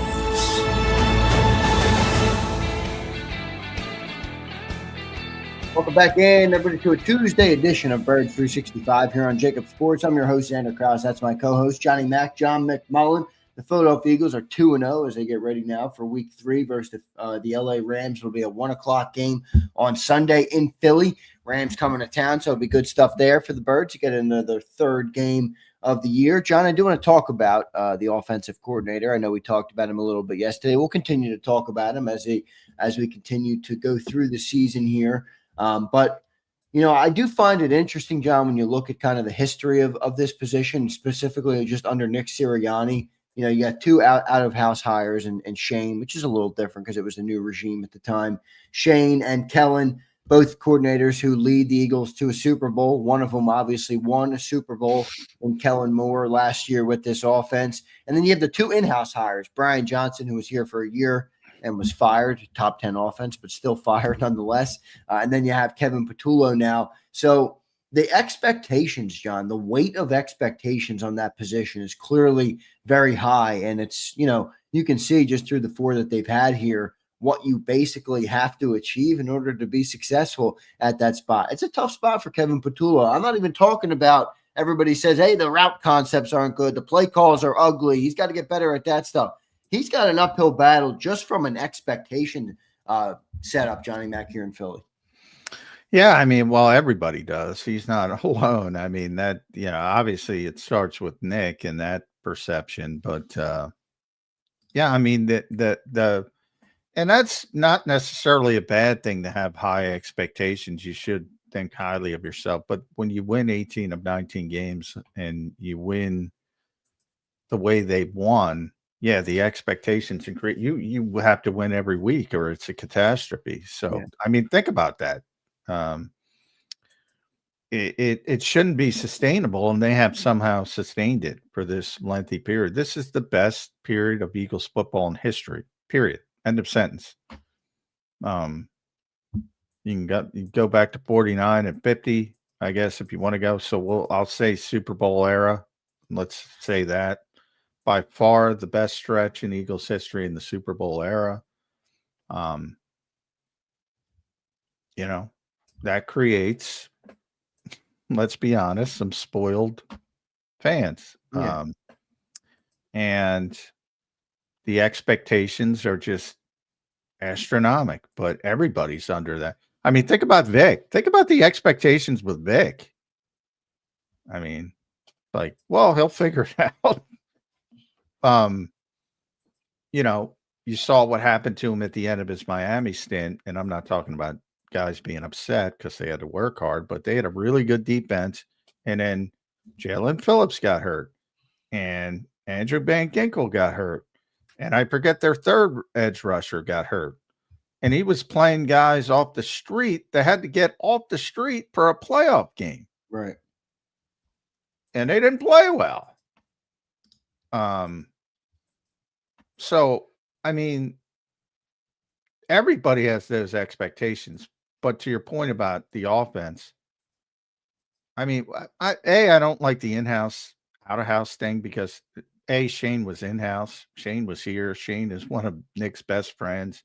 Shane was one of Nick's first hires. That's in-house.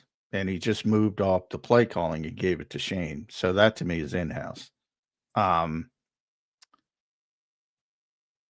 So the only one out-house is Kellen Moore, which, by the way, if you just want to look at, and I've said this how many times, I don't think he was that good last year.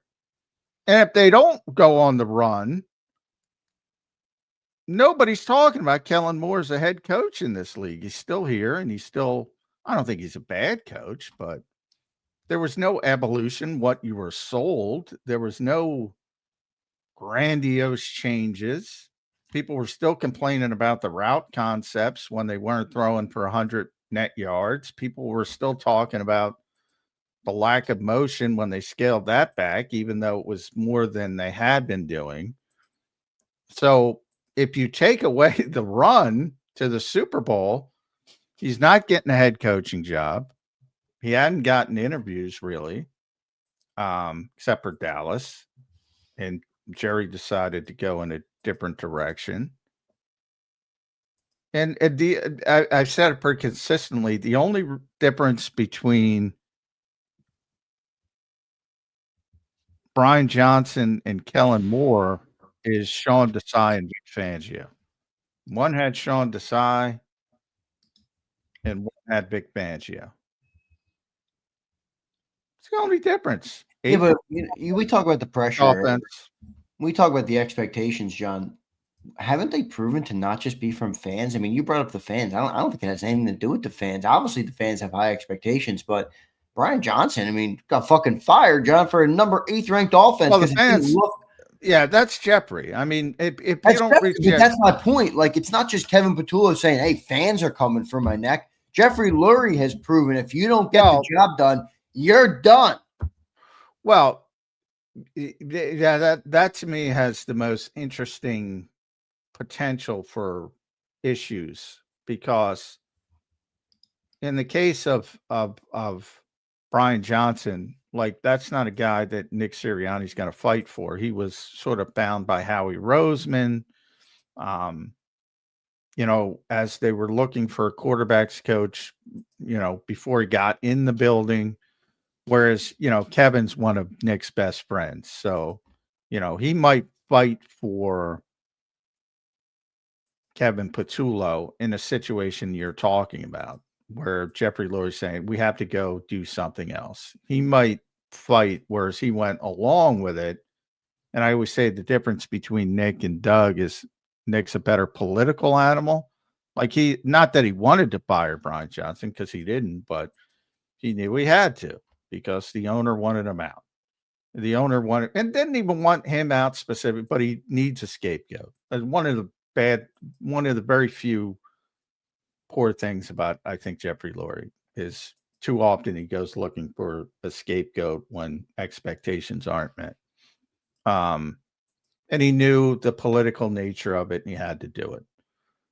Doug got tired of that at the end and wanted to keep his guys, certain guys, specifically Press Taylor, specifically Matt Burke or Corey Unlin. He wanted to be defensive coordinator. Jeffrey wasn't happy with it, and he kind of stood up for himself, and that was that.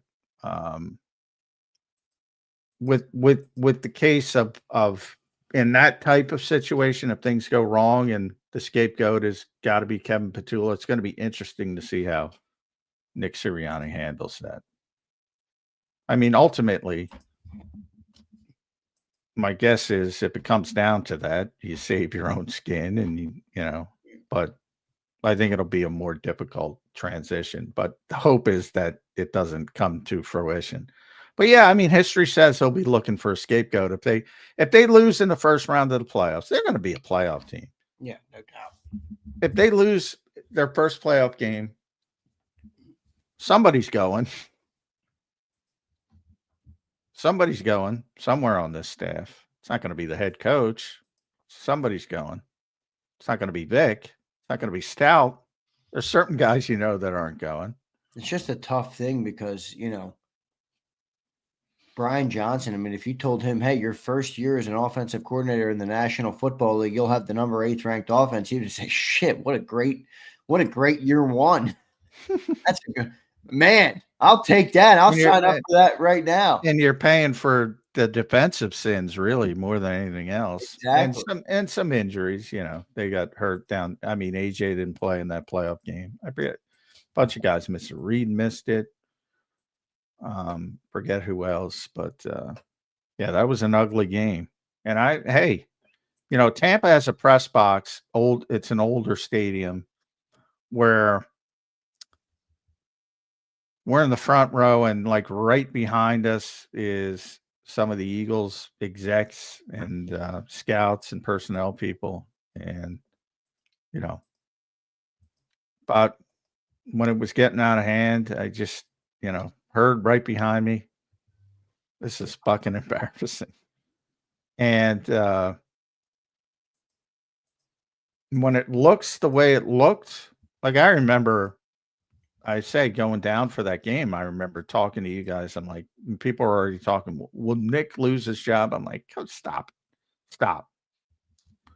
And after the game, I was like, yeah, that was that ugly. I remember that. So what does improvement look like, John, from here for this offense? What does what is your forget mine, forget the fans, what is your expectation of the offensive improvement that we should see through the rest of the season?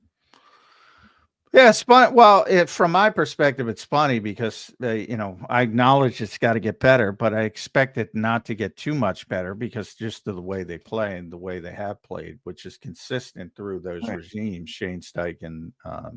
Conservative run-first offense. That's exactly. Right. Yeah. So, but, you want to see more efficiency in the passing game. But I feel like we have this discussion all the time. And then the weirdest thing is the expectations are way higher to most of the people you're talking about. And yet they're the ones who get upset when you criticize the quarterback at all. You know, part of it is trust. Part of it is handling the blitz better. Part of it is, processing quicker. All the things you have to get better as you go on. And Jalen's gotten better at all of that. But he's got to continue to get better. Like, he hasn't hit the mark. Right. Specifically when it comes to sight adjustments and specifically when it comes to getting the ball out on time. Those are the two things that I can point to that say, if those things ever click and they still have this group, look out. What does it take for those to click? Is it all quarterback? Is it all, where do you put that on? 90% quarterback. I mean, look, if you don't have pass protection, but that's, again, if you want, and I'm not talking about perfection. And if somebody wants a blitz 60% of the time, you're going to have some leaks, but you're not going to see that very often. But I mean, most of it is, and Tom Brady talks about it all the time, most of it is just getting, number one, getting your offense in the right play at the right time. And number two is the execution part. And those are the two things. And he's gotten a lot better at but again, the Eagles' offense is more simplified than some of the offense. Like I think people think about whether it's Tom Brady or even Phillip Rivers, comparing it to Nick Sirianni's past. The Eagles' offense is far more simplified than that. It's basically canning from run to pass or pass to run. Right. So there's limitations in that. And then once you, and I think he's gotten really good at getting to the right play from that perspective, which is basically a math equation. All right, here's the extra defender. This is what I'm going to run.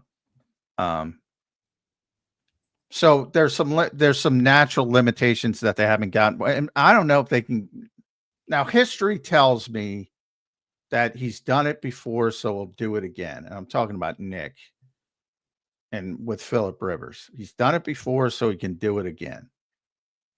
So I don't believe this is completely shut down. But then the second part is the execution part, and that's the processing part. And that just gets better with experience and comfort and chemistry. He should have all the chemistry he needs with AJ and Devontae and Dallas, and he does.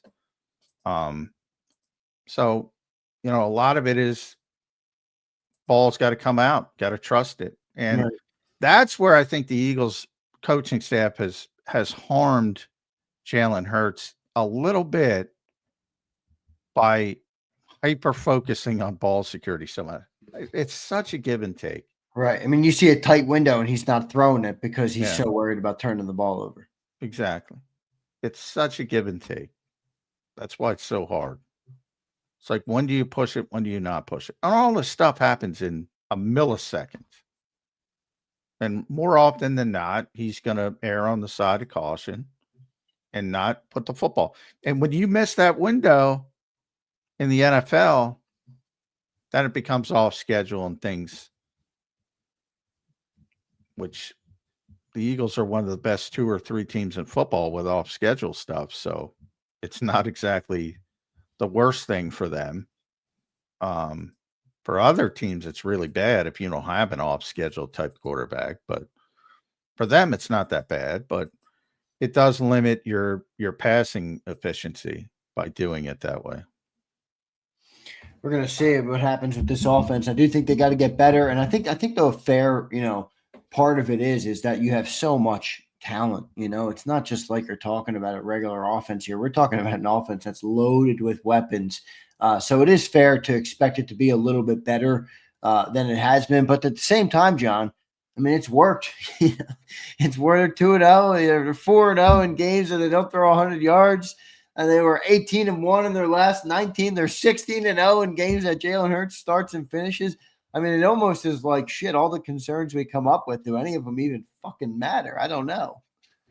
Well, football's you said it again yesterday. There's a lot of cliches in the book of Nick Sirianni, but one of the biggest is ultimate team game. There's more people fighting for a win than the quarterback. And the Eagles have found every avenue to every win. Well, earlier in the show, I'm talking about the punter and how effective he is. Like you can win an NFL game a million ways. Right. And the Eagles can win every way possible. Every way possible. They can win on defense. They can win on offense. They can win with the running game. They can win on the passing game. They can win on special teams. That's why they're great. One thing's not clicking. The other thing picks it up. Well, why did they go so far away from what Shane Steichen did? They haven't gone so far away from what Shane Steichen did. Now, really? I feel like it was mostly RPO based. Part of it is the running back.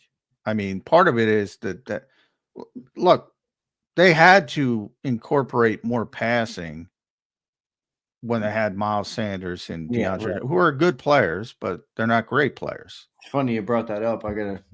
Good. Now they have a great player. So it skews even more towards, they were always run heavy, even with Miles and I don't ever remember though the passing being this much. I mean, and maybe you brought it up. Maybe Saquon, while he's added such a big element to the offense, has he made their passing game regress in a way? I mean, God, yes. God, yes. The answer to that is God, yes. Same thing I was talking about Joe Burrow with the Koopa. Well, you have Joe Burrow, but you can't drop back 70% of the time. It's like, what are we talking about here? Right. You get a great player, you utilize a great player. Again, I don't think people understand what a Herculean effort it is to make a Super Bowl with the Cincinnati Bengals as an organization, and to make 2 consecutive AFC championship games. That dude is a superstar. It's what Saquon Barkley is at the running back position. He is a superstar. But when you utilize somebody, and I went through this personally covering the team with Adrian Peterson, when you utilize somebody that much, it affects your passing game. Just from a volume standpoint, and people say, well, it just makes the passing game better. Not always. Well, is one of the reasons that Saquon is struggling right now because of the passing game as well hasn't picked up? I mean, it's hard to run successfully when you're Dallas played a lot of heavy boxes. Kansas City certainly played a lot of heavy boxes, maybe, to blitz, to stop the run on the way to the quarterback. But so, I mean, that's always going to affect, and the whole goal, all right, if you're playing cover 2 or quarters, run the football. If you're playing, again, it's a math equation. If the extra defender's in the box, right, throw it. If he's not, run it. Sometimes it's just as simple as that. And they've been getting heavier boxes, I would say, a little bit through the first 2 games, but I think some of that is just due to circumstance, and they haven't been able to take advantage of that in the passing game. But different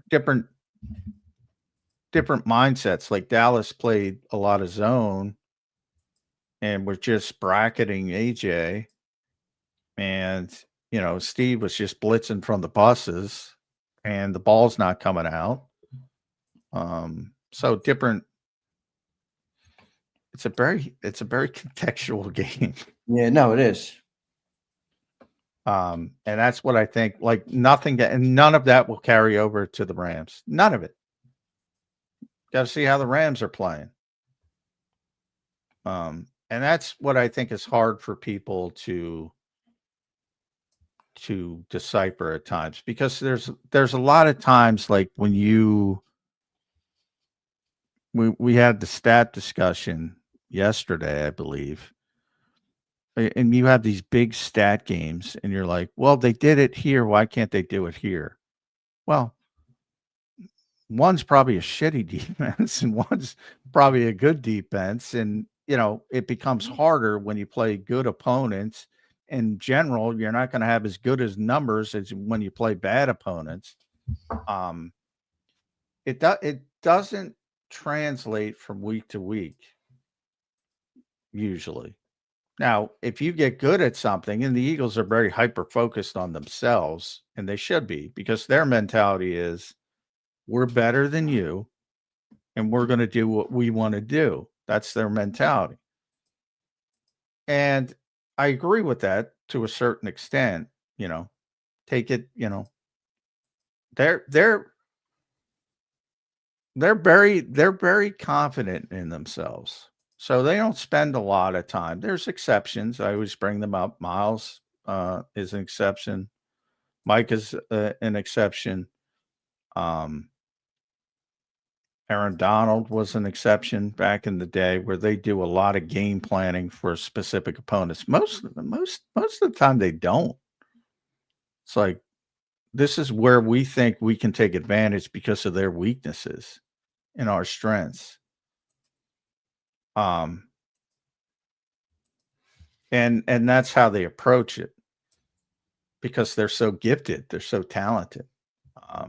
But I think the passing game deficient. If you force me to boil it down to the most crux, I think they have taken the ball security part of it too far, and It's almost paralyzed Hurts's decision making. Well, I think it's made him very cautious. Yeah, but you talk about this all the time. Windows in the NFL aren't college, dude. They're milliseconds, and they're barely open. Yeah, unless you see a broken coverage. Yeah, but unless you have broken but coverage. if you're trying, and one of the things, like, if you're being completely honest, and there are very few quarterbacks, so please don't jump on your sword. There's no need to jump on your sword. There are very few quarterbacks who are anticipatory throwers. Like in the old days, you'd had all these timing routes, and you'll see the ball coming out before the guy's even out of his break. And every once in a while, they'll show it today. There's guys who can still do it today, but they're getting fewer and fewer. And they're throwing, the ball is out, and they're throwing it before the receiver even hits his break. It might be an out pattern. And they put the spot, and they throw it to a spot, and it's the receiver's job to be at that spot. And when it works, it looks awesome. There's not a lot of that in the modern NFL, and it's getting less and less. You'll see some of that with Stafford. You see some of it with more of the old school quarterbacks. Joe can do it, as I mentioned. He's not old school, but if you think about Kirk Cousins, if you think about Jared Goff, does it all the time. Yeah, Jared Goff's great at it. Yep. Darnold's good at it. I'm going down the list. There aren't a lot of guys who are good at it. Justin's okay. Justin Herbert, I wouldn't say great. Patrick is not good at it. It's a different game. So you're not going to see a lot of that.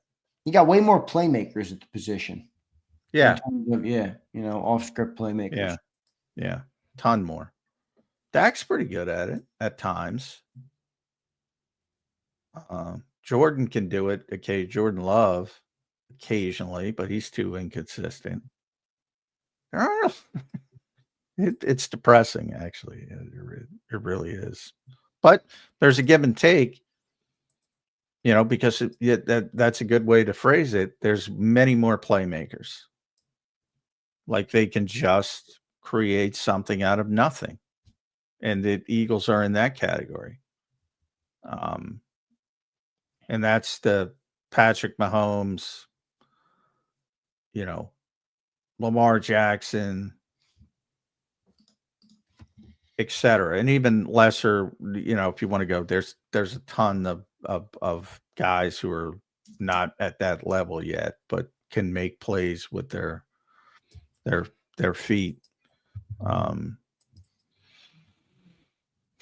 And then am I wrong for wishing that we had more play actions and bootlegs and stuff like that to get Jalen out of the pocket and out kind of outside of, make plays from outside the pocket, look downfield still? I feel like we had more of that in 22. You said the offenses were similar. I know they're similar, but it did feel like we saw a lot more of that in 22 compared to now. Like, it almost feels like now it's like the play breaks down and Jalen runs and picks up a first down because he's damn good at it. He throws a go ball, or he sits in the pocket like a sitting duck and doesn't really know. You know what I mean? Like, you have a mobile quarterback, a guy who makes plays outside the pocket. Why not run some bootlegs? You have Saquon Barkley. I mean, he doesn't like play action, so we can't do that at all. I don't know why I don't buy that. Well, to run a traditional boot, you have to be under center. It has to be traditional play action. Right. And most young quarterbacks, most modern quarterbacks, I wouldn't, because he's not young anymore, but he's young, but you know what I mean? He's a veteran. Yeah, veteran for sure. Most are not comfortable playing that way because they don't grow up playing that way. It's pretty simple. So most coaches, most smart are building around the strengths of their quarterbacks, and most aren't comfortable playing the position that way. And the last thing they want to do is turn their back and to that's another part of it. Defenses have gotten so aggressive because it's come to the whole, so much of NFL defensive football is get to the quarterback or you're screwed. And that means a lot of blitzing, a lot of impact on edge rushers, a lot of guys who are going to kill you and so a lot of quarterbacks aren't comfortable turning their back to the defense. There's very few traditional play action guys anymore. The Eagles play action comes off those little zone read looks. You do the and you pull it and it's almost like an RPO, but it's not really an RPO. Yeah. Chip would tell that. Because an RPO is different than a zone read technically, but it has the same mechanics as far as the defensive look. To the defenders, it looks the same. So I used to have that argument with Chip Kelly. It's like, all right, dude, I know what you're saying. It's different, but it's the same mechanics for the defense. So, a lot that was back in the Sam Bradford days of who didn't have the ability to run the football. So nobody's buying an RPO with Sam Bradford. But so I think they buy it with Jalen Hurts. No, definitely. But anyway, I'm just getting into the nitty-gritty of the mechanics of the look.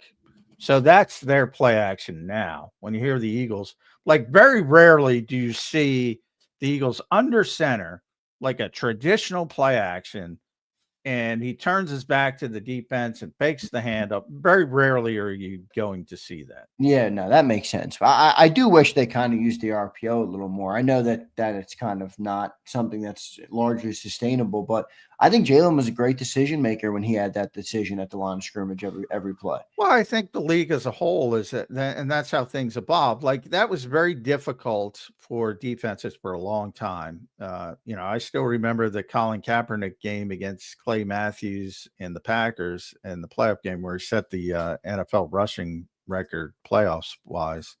And Clay Matthews looked like he didn't know what was going on. He was just completely fooled. And then at some point, defenses said, you know what?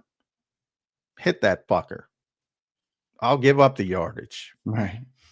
And when they started hitting quarterbacks, it's like,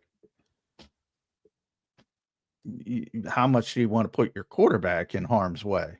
So once they made that shift, that's when the shift to less RPOs came. People still run it, but if everybody's got that mentality of like, you tell that edge guy, hit the quarterback no matter what, that shifted thinking a lot. Yeah. Because a I lot of guess guys started doing that. Yeah, I guess that makes more sense. I'm just kind of wishing it just because I feel like I don't know. I feel like we don't do Jalen entirely the right service when it comes. We expect this better passing game. We have the weapons to give him the better passing game, but sometimes I don't feel like we put him in the right position for his skill set as a quarterback to throw the ball successfully. I mean, he threw for almost 4,000 yards in 22.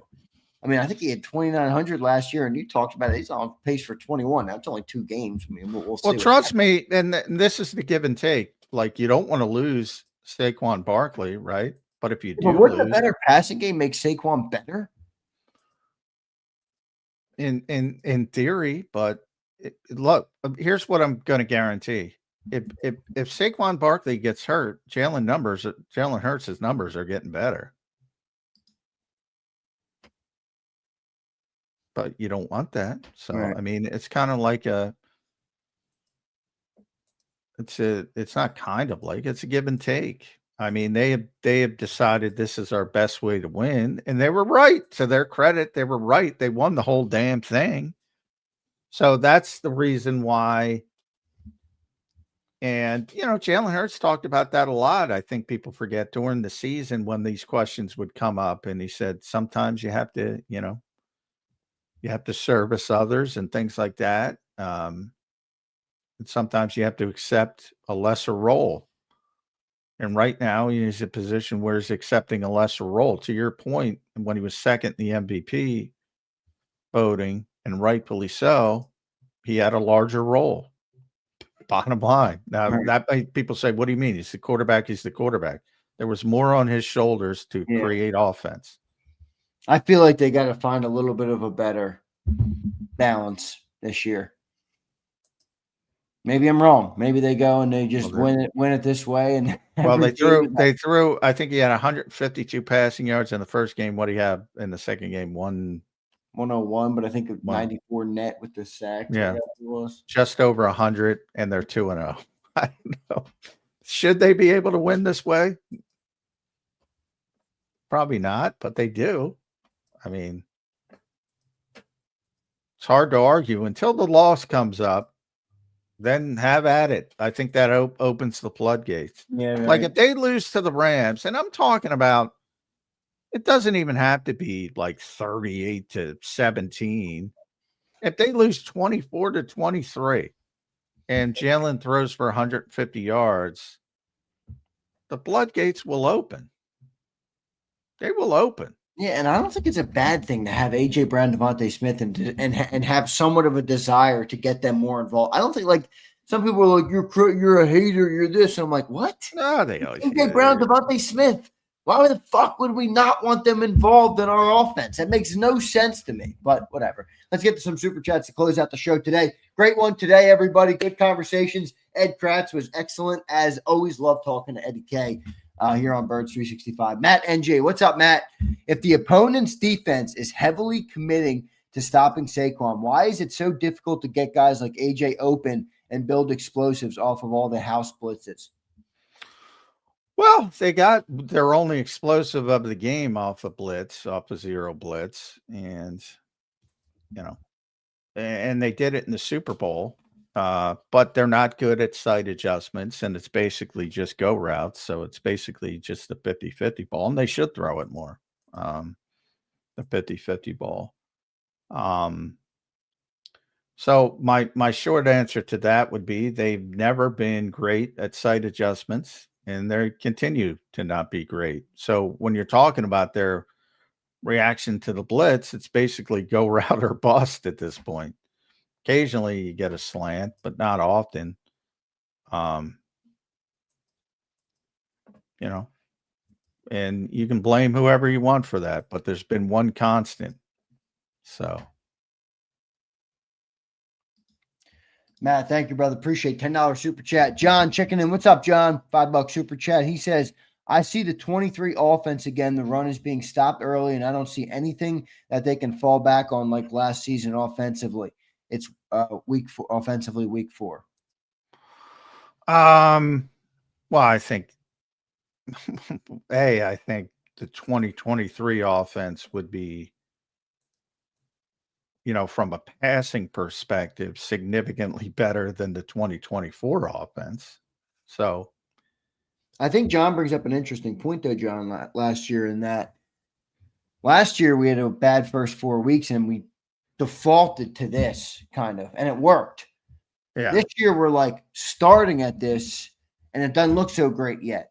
Now, maybe it just picks up after week 4 or eventually starts to pick up, but where do you default to from here, which is an interesting way to look at it, I think is well, they're not defaulting to anything until they lose a game. Remember, they lost 2 games last year when they scaled it back. They haven't lost a game. So if they continue to win, nothing's changing. Other than trying to get better in what they're doing, in what you've seen, which is, on a bunch of underneath stuff. They'll try to get AJ and Devontae involved as they did last week. But from a mindset standpoint, it's not going to change until you lose games. That's the only thing that's going to cause it to change. I mean, their whole formula is the turnover thing. That's all it's about. Yeah. So they've gotten very conservative, and it's worked. 38-9.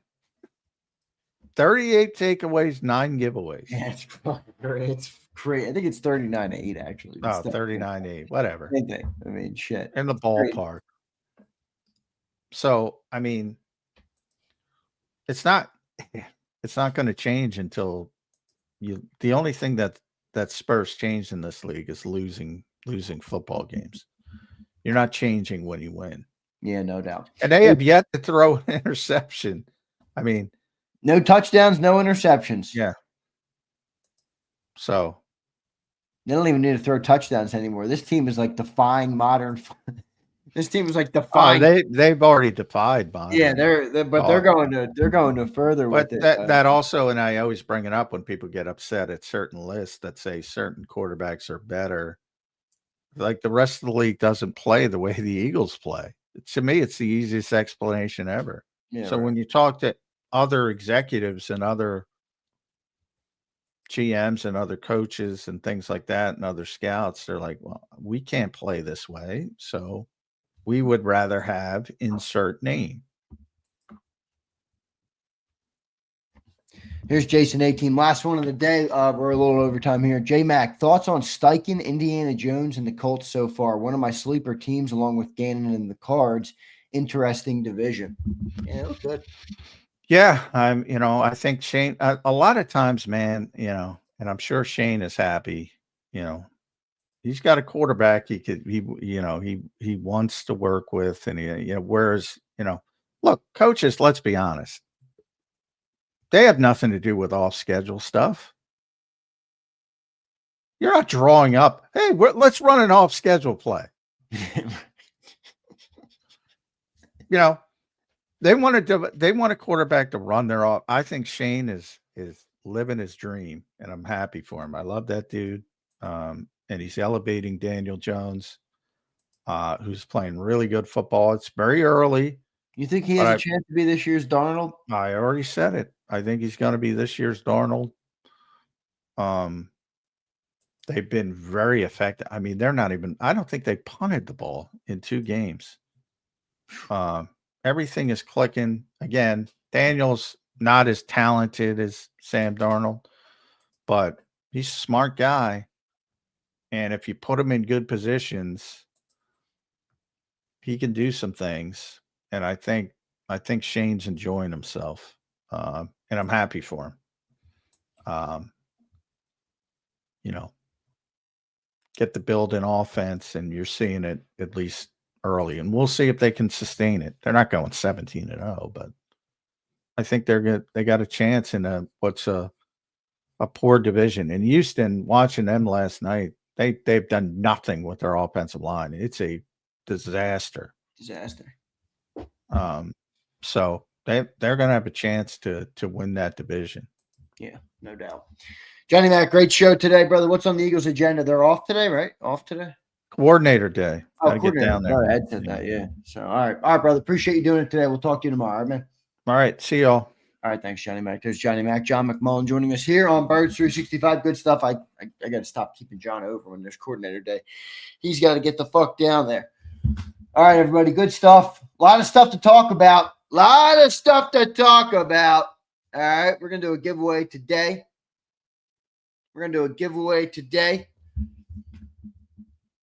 I see some of you guys in the chat that are pushing back on the commentary and on the conversation, but I don't really know how you do at this point. I mean, I understand that people want to win, and I want to win too, and that's a part of it. But it just feels like we should be better. It just feels like this team has more in the chamber that they can unlock, and maybe they will. Maybe they will unlock it. I think there's plenty of opportunity for them to do so. But you're going to have better teams coming up. You're going to have teams more positioned to take advantage of you coming up with the passing game and Matthew Stafford and the Rams, and then you get the Bucs and those receivers over there. So I think the team has to get better. I don't think it's crazy to say. All right. So got my shirt. Thank you, Zander. Good stuff, Kirsten. Appreciate you. They got there quick. I sent that thing on Friday or Saturday. Everybody else get their shirt? Who else did I send out? Brian, did you get your shirt? Brian, I sent out your shirt. I sent out Kirsten's. I sent out – who else did I send out? Bombay. I sent out Cody K's shirt. Josh B got his. He sent me a picture yesterday. I think everybody's good except for Lucius. I owe Lucius still. I'll get Lucius. Rich, the only thing you got, Rich, was an ass beating in fantasy, and that was by yours truly. All right? I haven't played fantasy football in 10 years, and your boy's off to a 2-0 start. All right? Your boy's off to a 2-0 start. And I had Geno Smith as my quarterback this week. That's stiff through 3 interceptions last night. All right? That's stiff through 3 interceptions last night. So let me adjust my team. I'm going to have to adjust my team this week. I'm going to have to get Danny Dimes into play. All right. Rich, sorry, brother. Not your week. Tony, what's up, Tony? Member for 8 months. We should be better. The offense is not pretty right now, baby, because no preseason work. But we need to get better if we want to get deep in the postseason. Thanks. I agree, Tony. I don't think that's crazy to say. All right. Brian says, I was rocking my shirt for the game. Damn, you got to play Sunday? Brian, didn't I send that fucking thing out Friday? Well, I guess you're not that far from it, Brian, so it makes sense. Zander, tomorrow's my birthday. Let's go, A-Team! Let's go, A-Team! A-Team, you want to try and meet up this weekend or something? I'll get you a jacket. I want to give you a jacket. I mean, it's not cold yet, so you're not going to wear it yet, but I would like to get it to you. It's sitting in my closet. A-Team, maybe we'll meet up soon. All right? Happy birthday to the great, the legendary Jason A-Team. Paul Mancini says, take Danny Dimes as your quarterback. He's a great fit in Steichen Colts scheme where they have a good running back, wide receiver, and O-line. Yeah, no, they're good. All right. Curtis says, Z, I'm half joking, but maybe the Eagles should practice off-schedule plays. I've noticed AJ and others not doing much to help Jalen when he's rolling out. Yeah, they don't do much. I don't know why they don't do that, Curtis. If I were AJ, I would never stop running routes, but I guess it's easier said than done. Just keep looking to get open. M. Reyes says, these fans are fucking spoiled. Yeah, but Reyes, you're a special kind of fan where you don't M. Reyes, there's fans that go too far on the criticism, which I understand. And then there's fans like you that don't acknowledge that anything outside of just cheering for them is the way to view it. So people want to talk about football, M. Reyes. I mean, it's not the best football right now. There's conversation there. There's improvement that can be had there. There's different things that break down. There's schematic things that are problematic. There's statistical things that are problematic. Some people like to dive into that and break that down. I mean, I don't think that's a problem. It doesn't make him a bad fan. It doesn't make him that's fine. That doesn't make him spoiled either. Dank Bird Gang. So what's up, brother? Nobody is saying we don't need to improve just because we're winning. Just saying that we are early in the year and we'll work to get better. Well, I agree with that, Dank. I agree with that completely. All right, so I think you're right about that. W's never stats any day. I agree with that. I remember losing close games. All right, B-Hal. MRA says last year it was motion. This year it's off schedule throws. Always a scapegoat to hone in on. That doesn't make sense. Yeah. I don't know, man.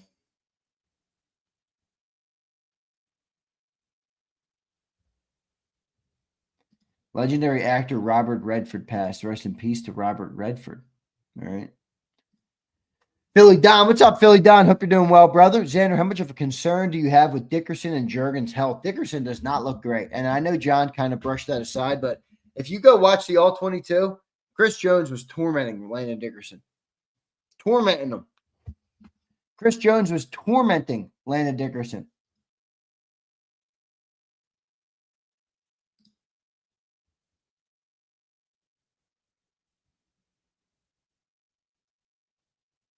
Sue, are you in here? I just got your email, Sue. I didn't send you the gray one. I got you 2 different Super Bowl shirts. They're already packed up, though, Sue. I can't send you a picture of them. Those things are on the way. All right. Denise says it's preseason. Eagles will play this way every season. That's true. I mean, it is early. John says, remember, Xander, if the run doesn't work, you have to pass your way out of it.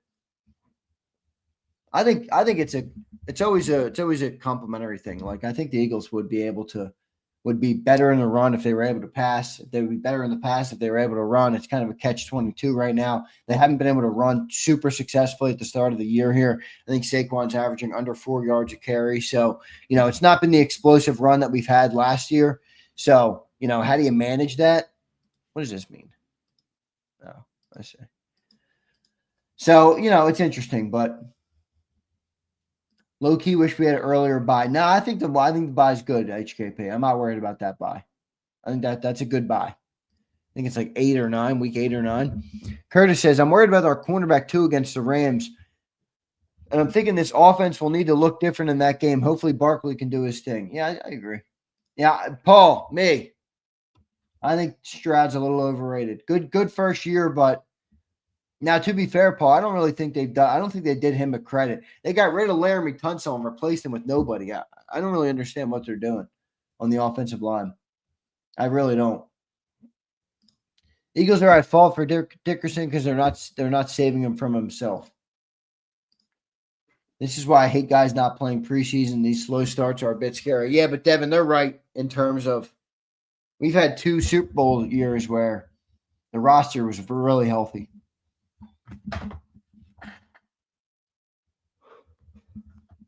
I tell you what, I took one of those and I don't do this often. I do not take Advil or Tylenol much.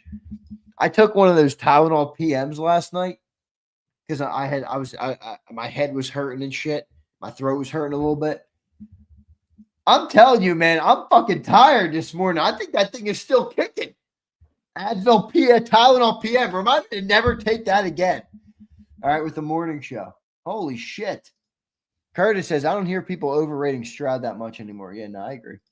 Here's Philly MM. The Eagles and the media fan base is weird. They want to put up big stats like the Cowboys just to lose. And if the Eagles don't win how they want to win, the Eagles suck. Philly MM, you've been crying all morning, MM. I don't know what you're talking about. If you want to go and fucking just talk about everything, how beautiful everything is, then go somewhere else. Go to PhiladelphiaEagles.com. There's plenty of content there for you, dude. We're talking about shit. Ryan says, what a wimp, Zay. Yeah, but when you don't, I got no tolerance to any of that shit, dude. I don't take Advil or Tylenol or anything really much. I largely remain drug free. All right. Yeah, Reyes, I often think about you telling me 30's going to hit you like a ton of bricks, Reyes. All right. Tylenol PM. I'm never taking a Tylenol PM again. I'm never taking a Tylenol PM again. I'm like, shit, I got to do a giveaway this morning. I'm like delusional.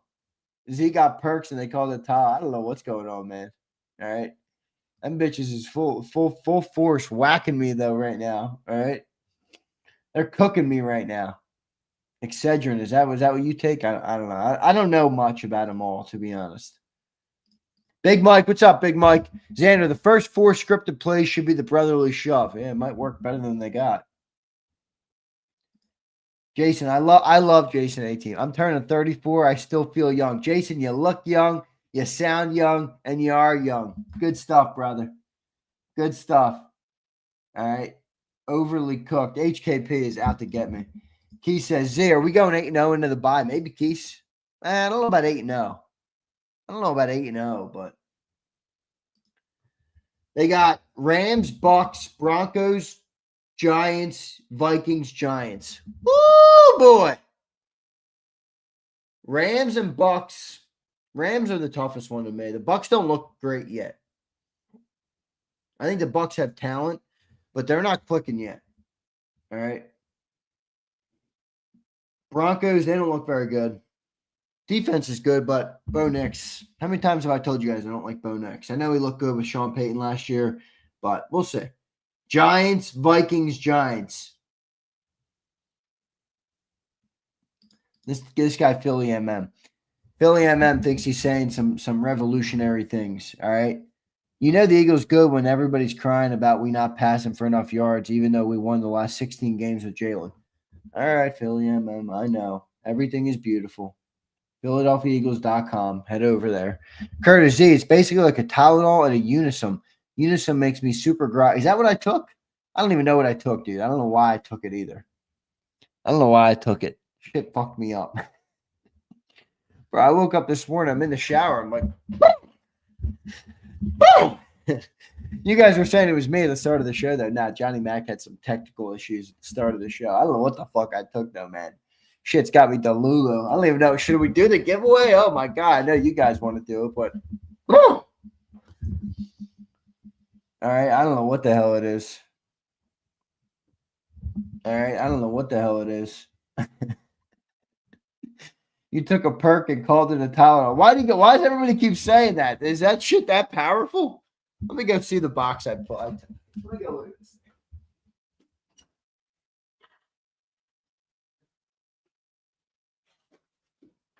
I found this thing in the medicine cabinet. Let's see. All right. Zander sleepwalking. You might be right. All right, so I got the night. There's the night. It says head and body aches. I had a headache and I had a sore throat. You know, that's why I took it. I didn't have a cough or a runny nose. Didn't have a fever. At least didn't feel like I had a fever. I don't know. I haven't been sick in years. I don't take shit. I really don't. I haven't missed a day of work and for sickness in years. Oh man.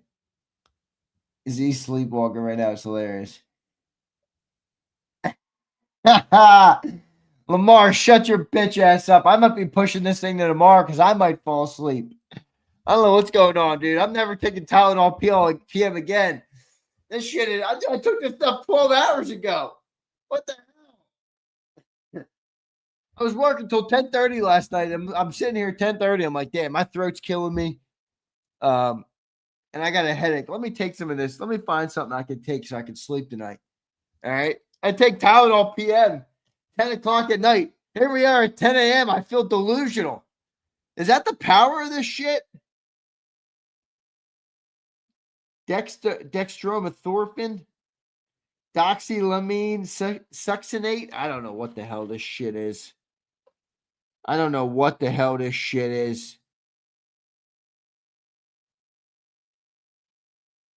Acetaminophen is in there. I don't know what this is. I'm never taking it again, though. I'm throwing it in the trash.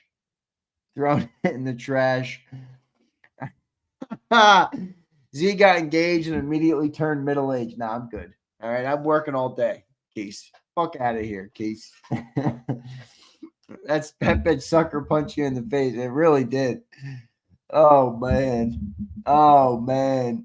It's a legit sleep aid combined with Tylenol. I don't need sleep aids. I don't know why I took this shit. All right? I don't know why I took this shit. That man says, stop hanging out in Zombieland, Kensington, Philadelphia. I know. M. Reyes, 30 is knocking Z. M. Reyes, fuck you, M. Reyes. Don't say that shit to me. All right? Don't say that shit to me. Xander, I'm not trying to get into this, but I'm curious. Are you Catholic? Yes, proud Catholic, my friend. I love my Catholic faith. All right. I love my Catholic faith. I'm very open about my Catholic faith. Actually, I got a beautiful message. Let's say a prayer for one of the great people of JAKIB Nation who messaged me. He lost his father on Friday. He said, "Hey, Z, sorry I haven't been in the shows.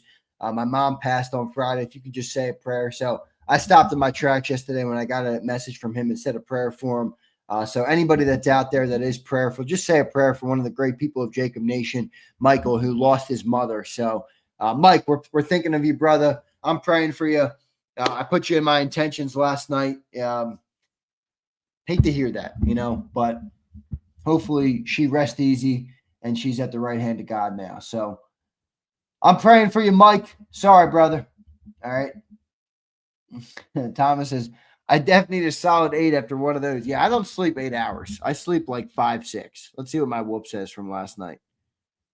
Wait a second. You have legitimately got to be kidding me. So I take this stupid PM to help me sleep, and I get a 29% recovery on the whoop. So it didn't even work. I got 6 hours last night. 5 hours, 55 minutes. 5:55 last night. 29% recovery. Ooh, the day before was 30%. Yeah, not good. No. 2 bad recoveries for your boy. That's all right, though. I don't give a shit. Got to do at least 7, Z. Oh, Big Mike, is that you? Was that you who DM'd me, Big Mike? Was that you, Big Mike? I know your name is obviously not Big Mike on Facebook. I didn't know that was you, Big Mike. I'm praying for you, bro. I didn't know that was you, Big Mike, honestly. I knew you were a big fan of JAKIB, but I thought they were 2 different people, Michael. I didn't know that was you, Big Mike. Thank you, bro. Thanks for being here, and I'm sorry about your mother, man. I'm praying for you, Mike. I'm praying for you, dog. Kids don't buy Tylenol from Kensington under the L like him. Nah, yeah, I don't know what that shit was. Okay? I don't know what that shit was. I might have to push this giveaway to tomorrow. The thought of me doing this giveaway right now and clapping and doing the whole 9 yards, Lamar is not happy. All right. Zander should have checked the side effects. Dude, I'm thinking it's Tylenol PM. Most people take this stuff fucking daily. I just don't take it. I don't take anything. I never take Advil. I never take Tylenol. I never take any of it. All right. Okay. Who thinks Patullo took Tylenol PM before the game? I need a sponsorship from Tylenol PM. It's Philly Fit. This is my problem. This is a 24-ounce coffee from Dunkin'. I demolished this thing. Go back and rewatch the first hour of the show. You can see me like this. Bird Gang Girl, I literally was chugging my coffee. All right. I was chugging that shit. I was chugging it. 24 ouncer. All right. You got to be kidding me. Dunkin' is not inferior. Dunkin' is they call that shit that Brazilian bowl. Emrace, go on Google and type in what's that guy's name? Joey Diaz. Joey Diaz. And type in his reaction to Dunkin'. It's hilarious.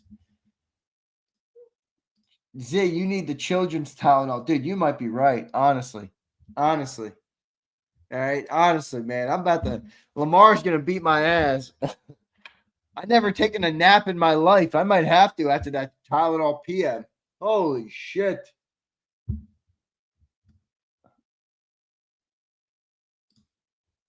Iced coffees, but I like them both. I go back and forth. But in the morning before my shows, I drink hot coffee.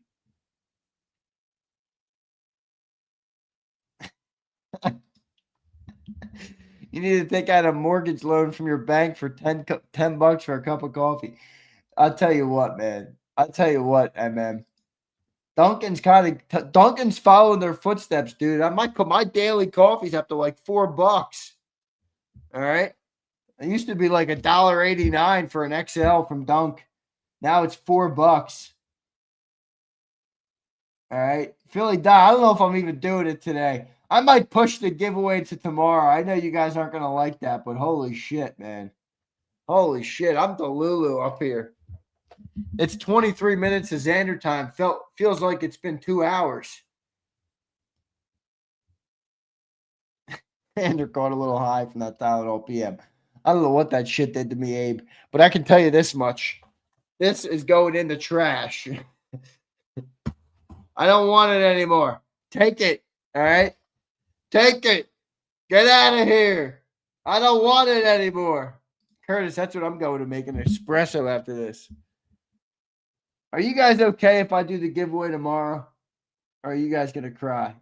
Are you guys going to... I know Lamar is about to be in fucking tears.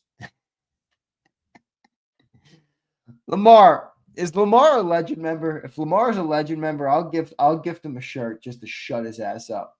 All right. Z turned 30 at 27 and blames Tylenol. Emrys, fuck you, Emrys. You bitch ass. All right. I shouldn't be cursing at you like that, though. I just got done telling somebody I was a Catholic. I know I'm a sinner. I'm a sinner, everybody. Lamar, he ain't happy. Lamar, dude is seriously slurring. That's a problem, man. That's a problem. That is an absolute problem. Yeah, Master, you're right. It's a dictatorship. All right. Oh, man. Fuck that giveaway. I know, Twiz. What's going on with the memberships? I'll tell you this much, though. I'll tell you this much. When we get more memberships on the website, which is way more for your boy Z. I mean, the 20, you guys paying memberships. I'm getting half of the money. I'm seeing these memberships come on the website. And I'm like, shit, I unfortunately need to be doing this more because it's way more beneficial to the channel to be able to do it that way. But shit. Oh, man. Even if you're Christian or Catholic. Well, Christians and Catholics are, I always get a kick out of people who say they're different. Catholics and Christians are largely similar, my friend. Both follow the teachings of Jesus Christ. I know Christians, some Christians hate Catholics, but it's funny. Z can't handle his drugs. No, Big Trag, I can't, dude. I cannot. I'm okay to admit that, too. Back in my heyday at the University of Alabama, Big Trag, it took a lot to knock me off my game. All right? It took me a lot to knock me off my game. Here we are. Dank says there's differences. Dank, I'm well aware of what the differences are. Thank you, my friend. Don't give Z a beer. I don't drink beer. I hate beer. All right. Christians don't consider Catholics saved. Yeah, well, they're stupid. They're stupid. All right. I just got it up. That's why. All right.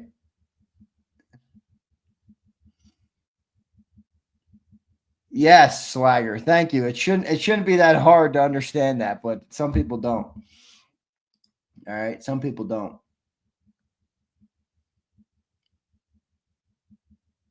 I wonder how many oh my gosh, you did not just bring up Yellow Hammer on me, did you? Is that the thing from Golette's in Alabama? Oh, God. Dude, is that what you're talking about, Pharaoh? I'm going to freak out at you right now. Oh, my God, it is. I remember those fucking Yellow Hammers. Oh, my God. The Yellow Hammers at Golette's on the strip in Tuscaloosa. I can't handle shit. All right? I can't handle one of them. Dude, I haven't had a sip of alcohol since my brother's wedding. That was 2 years ago. Literally 2. Wow. Holy shit. That's crazy. I just said that because it was legitimately 2 years ago. I think to this day, September 16th.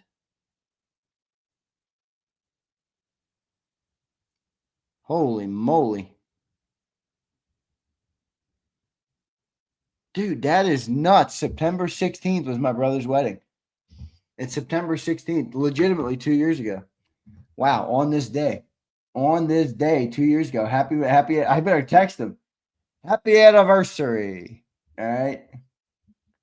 Happy anniversary from my brother. No booze for me in 2 years.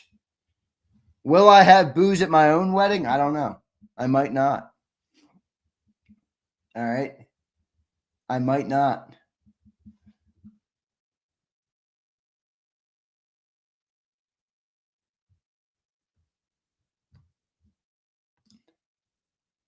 Don't ever drink a Red Bull. If this is, you might OD if this is what you're like on a Tylenol. Man, you guys are really giving it to me, bro. You guys are really fucking with me this morning.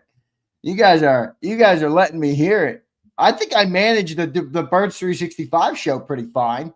You guys didn't know. You guys didn't know shit until I said something. All right.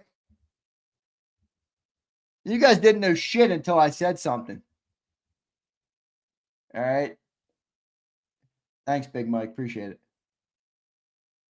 You'll save money, but won't have as many amusing. I don't judge people who drink. I don't care, Slagger. I'm not one of those people that's like, I don't drink, so nobody should drink. Do what you want.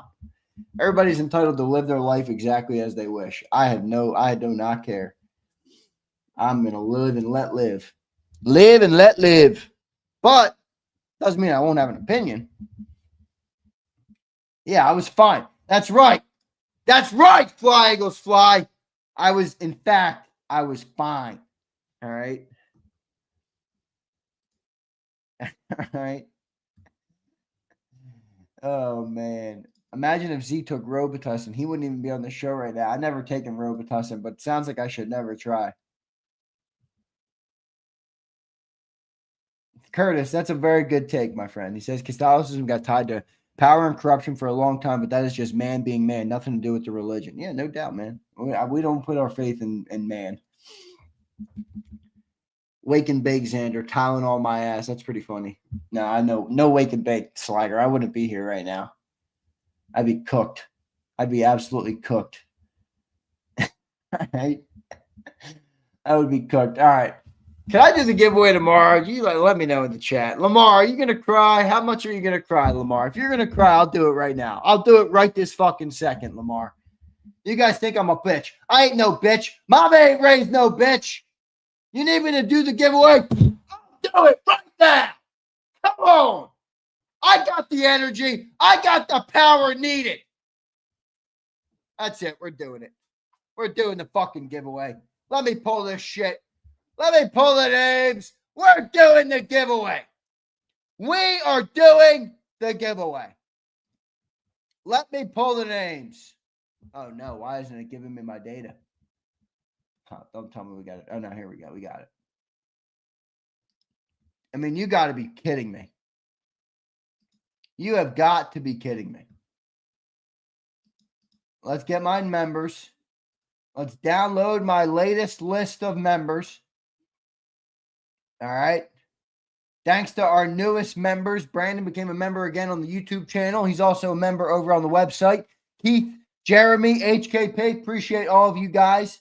All right.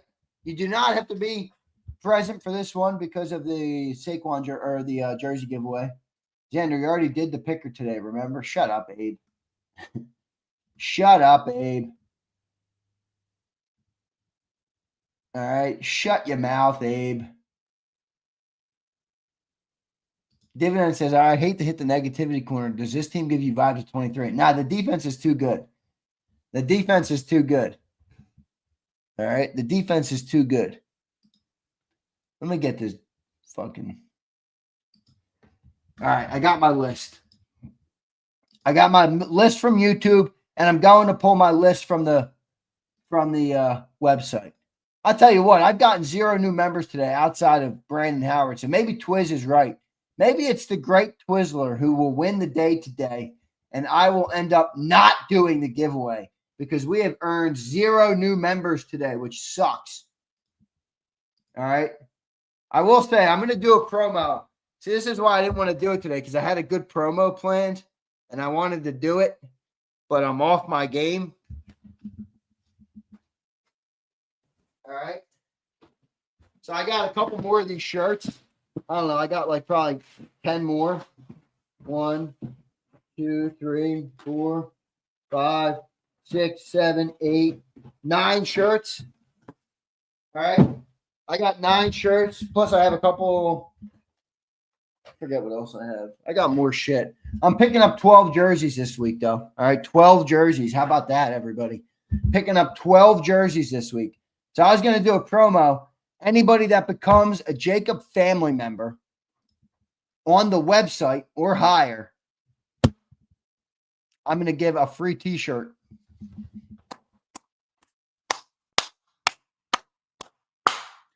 Free t-shirts. Should we do it today or should we do it tomorrow? No new winners today. No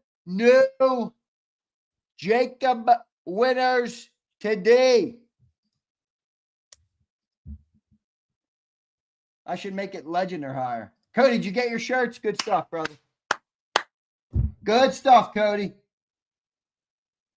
All right. Slager and I are on the Wake and Bake program. Give it a try, Big Z. Wayne, are you? I didn't expect that from you. I expected that from others, but I didn't expect it from you, Wayne the Pain. All right. Okay. I don't think that counts as a free shirt. No, it's a fucking stipend. That's what it is, or whatever you want to call it. All right. Zander, where's my patch shirt? Abe, I'm not responsible for sending the patch shirts, dude. Don't get mad at me. Although I never even texted him yet your address, so maybe you can blame that part of it on me. My bad, Abe. Abe, text me your address real quick. I'll forward it to Pat. I don't handle that though. I don't handle that though. Here we go. We're getting some members. Here we go. We just picked up a YouTube member. We just picked up a YouTube member. Now I'm getting delusional. I can feel it happening on the show. JAKIB family member. I said on the site, that's not a shirt. Sorry, dude. I said on the website, listen up. Are you the one on Tylenol PM? Maybe.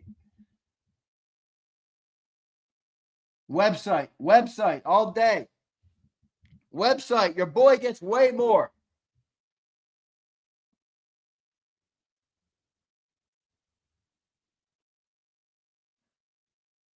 Another, you got to be kidding me. Rich, I beat your ass in fantasy. All right. Sorry for you. Z, show Big Sills that Funko Pop on my story. Emrace, no. Eagles better win. Thanks for being a member, bro. I appreciate it. I will add you into the giveaways whenever we do it, either today or tomorrow. All right. No doubt about that. Thanks, dude. I appreciate that. He says, no problem. I've been here listening and haven't joined. I did it for the content. Thank you, dude. I appreciate you. All right. I'm getting out of here. I'm not doing it today. We're doing it tomorrow. Now, think about that. I got nine shirts on a first come, first served basis. And you don't have to join tomorrow. If you join from now till tomorrow, that's going to be the promo, though. The first 9 legend members I get. Okay? The first 9 legend members I get on the website, I will be giving a free shirt. And 956, I'll give it to you because I didn't say legend first. 956 just became a member on the website. 956, I got you. I'm going to email you right now. But moving forward, legend members. Free t-shirt comes with it. All right? Free t-shirt comes with it. So we'll do that. All right. We'll do that. It's just a promo, Brandon. You didn't join too early. Brandon, I'm picking up 12 jerseys this week. And I've already messaged my guy. I need 100 jerseys this year. So you're going to be entered in. And Brandon, you're a member on the website. You're going to have 8 entries minimum in every giveaway. There's a good chance you win. Now, Brandon, the problem for you is going to be, how the fuck do I get you a Canadian jersey? I might just have to order Brandon one right from the Eagles website, not send him one of mine. You're going to get a shitty Fanatics jersey. All right. So I did order some. So I put in an order as well for a bunch of JAKIB shirts because right now somebody else manages all the fulfillment for JAKIB merch. So anybody that won like a JAKIB shirt, I order it and they just ship it right to you. So I'm actually getting Fly Eagles Fly. I'm getting a bunch of JAKIB shirts that are in house so I can just send them myself. It'll be much quicker that way. And the other thing I'm going to do with them is I'm going to do a bunch of promos where if you become a member, I give away, a shirt for you right now. So I'm going to do a bunch of this stuff, Brandon. Don't worry about it. And look, we're back in season mode. We got members joining in, which is a big thing. And we got super chats ramping up. I'm getting a bunch of JAKIB merch to give away to the great people of JAKIB Nation. All right. I want to continue to try and give back as much to the members as humanly possible. But obviously it's all supported by the finances that happen, from the memberships and the super chat. So if that doesn't happen,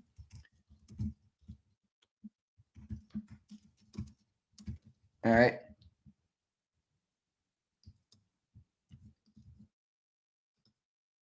I just emailed you 956 Eagles. Look in your spam if it didn't come. I got a new email and it's still going to spam to start right now. All right, so we'll do the giveaway tomorrow on the jersey. I'm picking up 12 more this week, so relax. Okay, there's a lot of giveaways coming. I'm going to give away these 9 Eagles shirts as well to any of our new Legend members on the website. So if you become a Legend member on the website at any time in the next 24 hours, I'm going to email you right away, and I'm going to send you a T-shirt, all right, at the minimum. So we'll do that. Do you have any JAKIB fitted hats on your site? I don't, but I'll look to see if I can add one, Chester.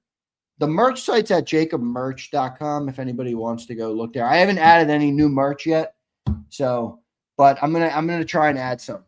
All right, I'm gonna try and add some. So 956, did you get my email? I emailed you. All right.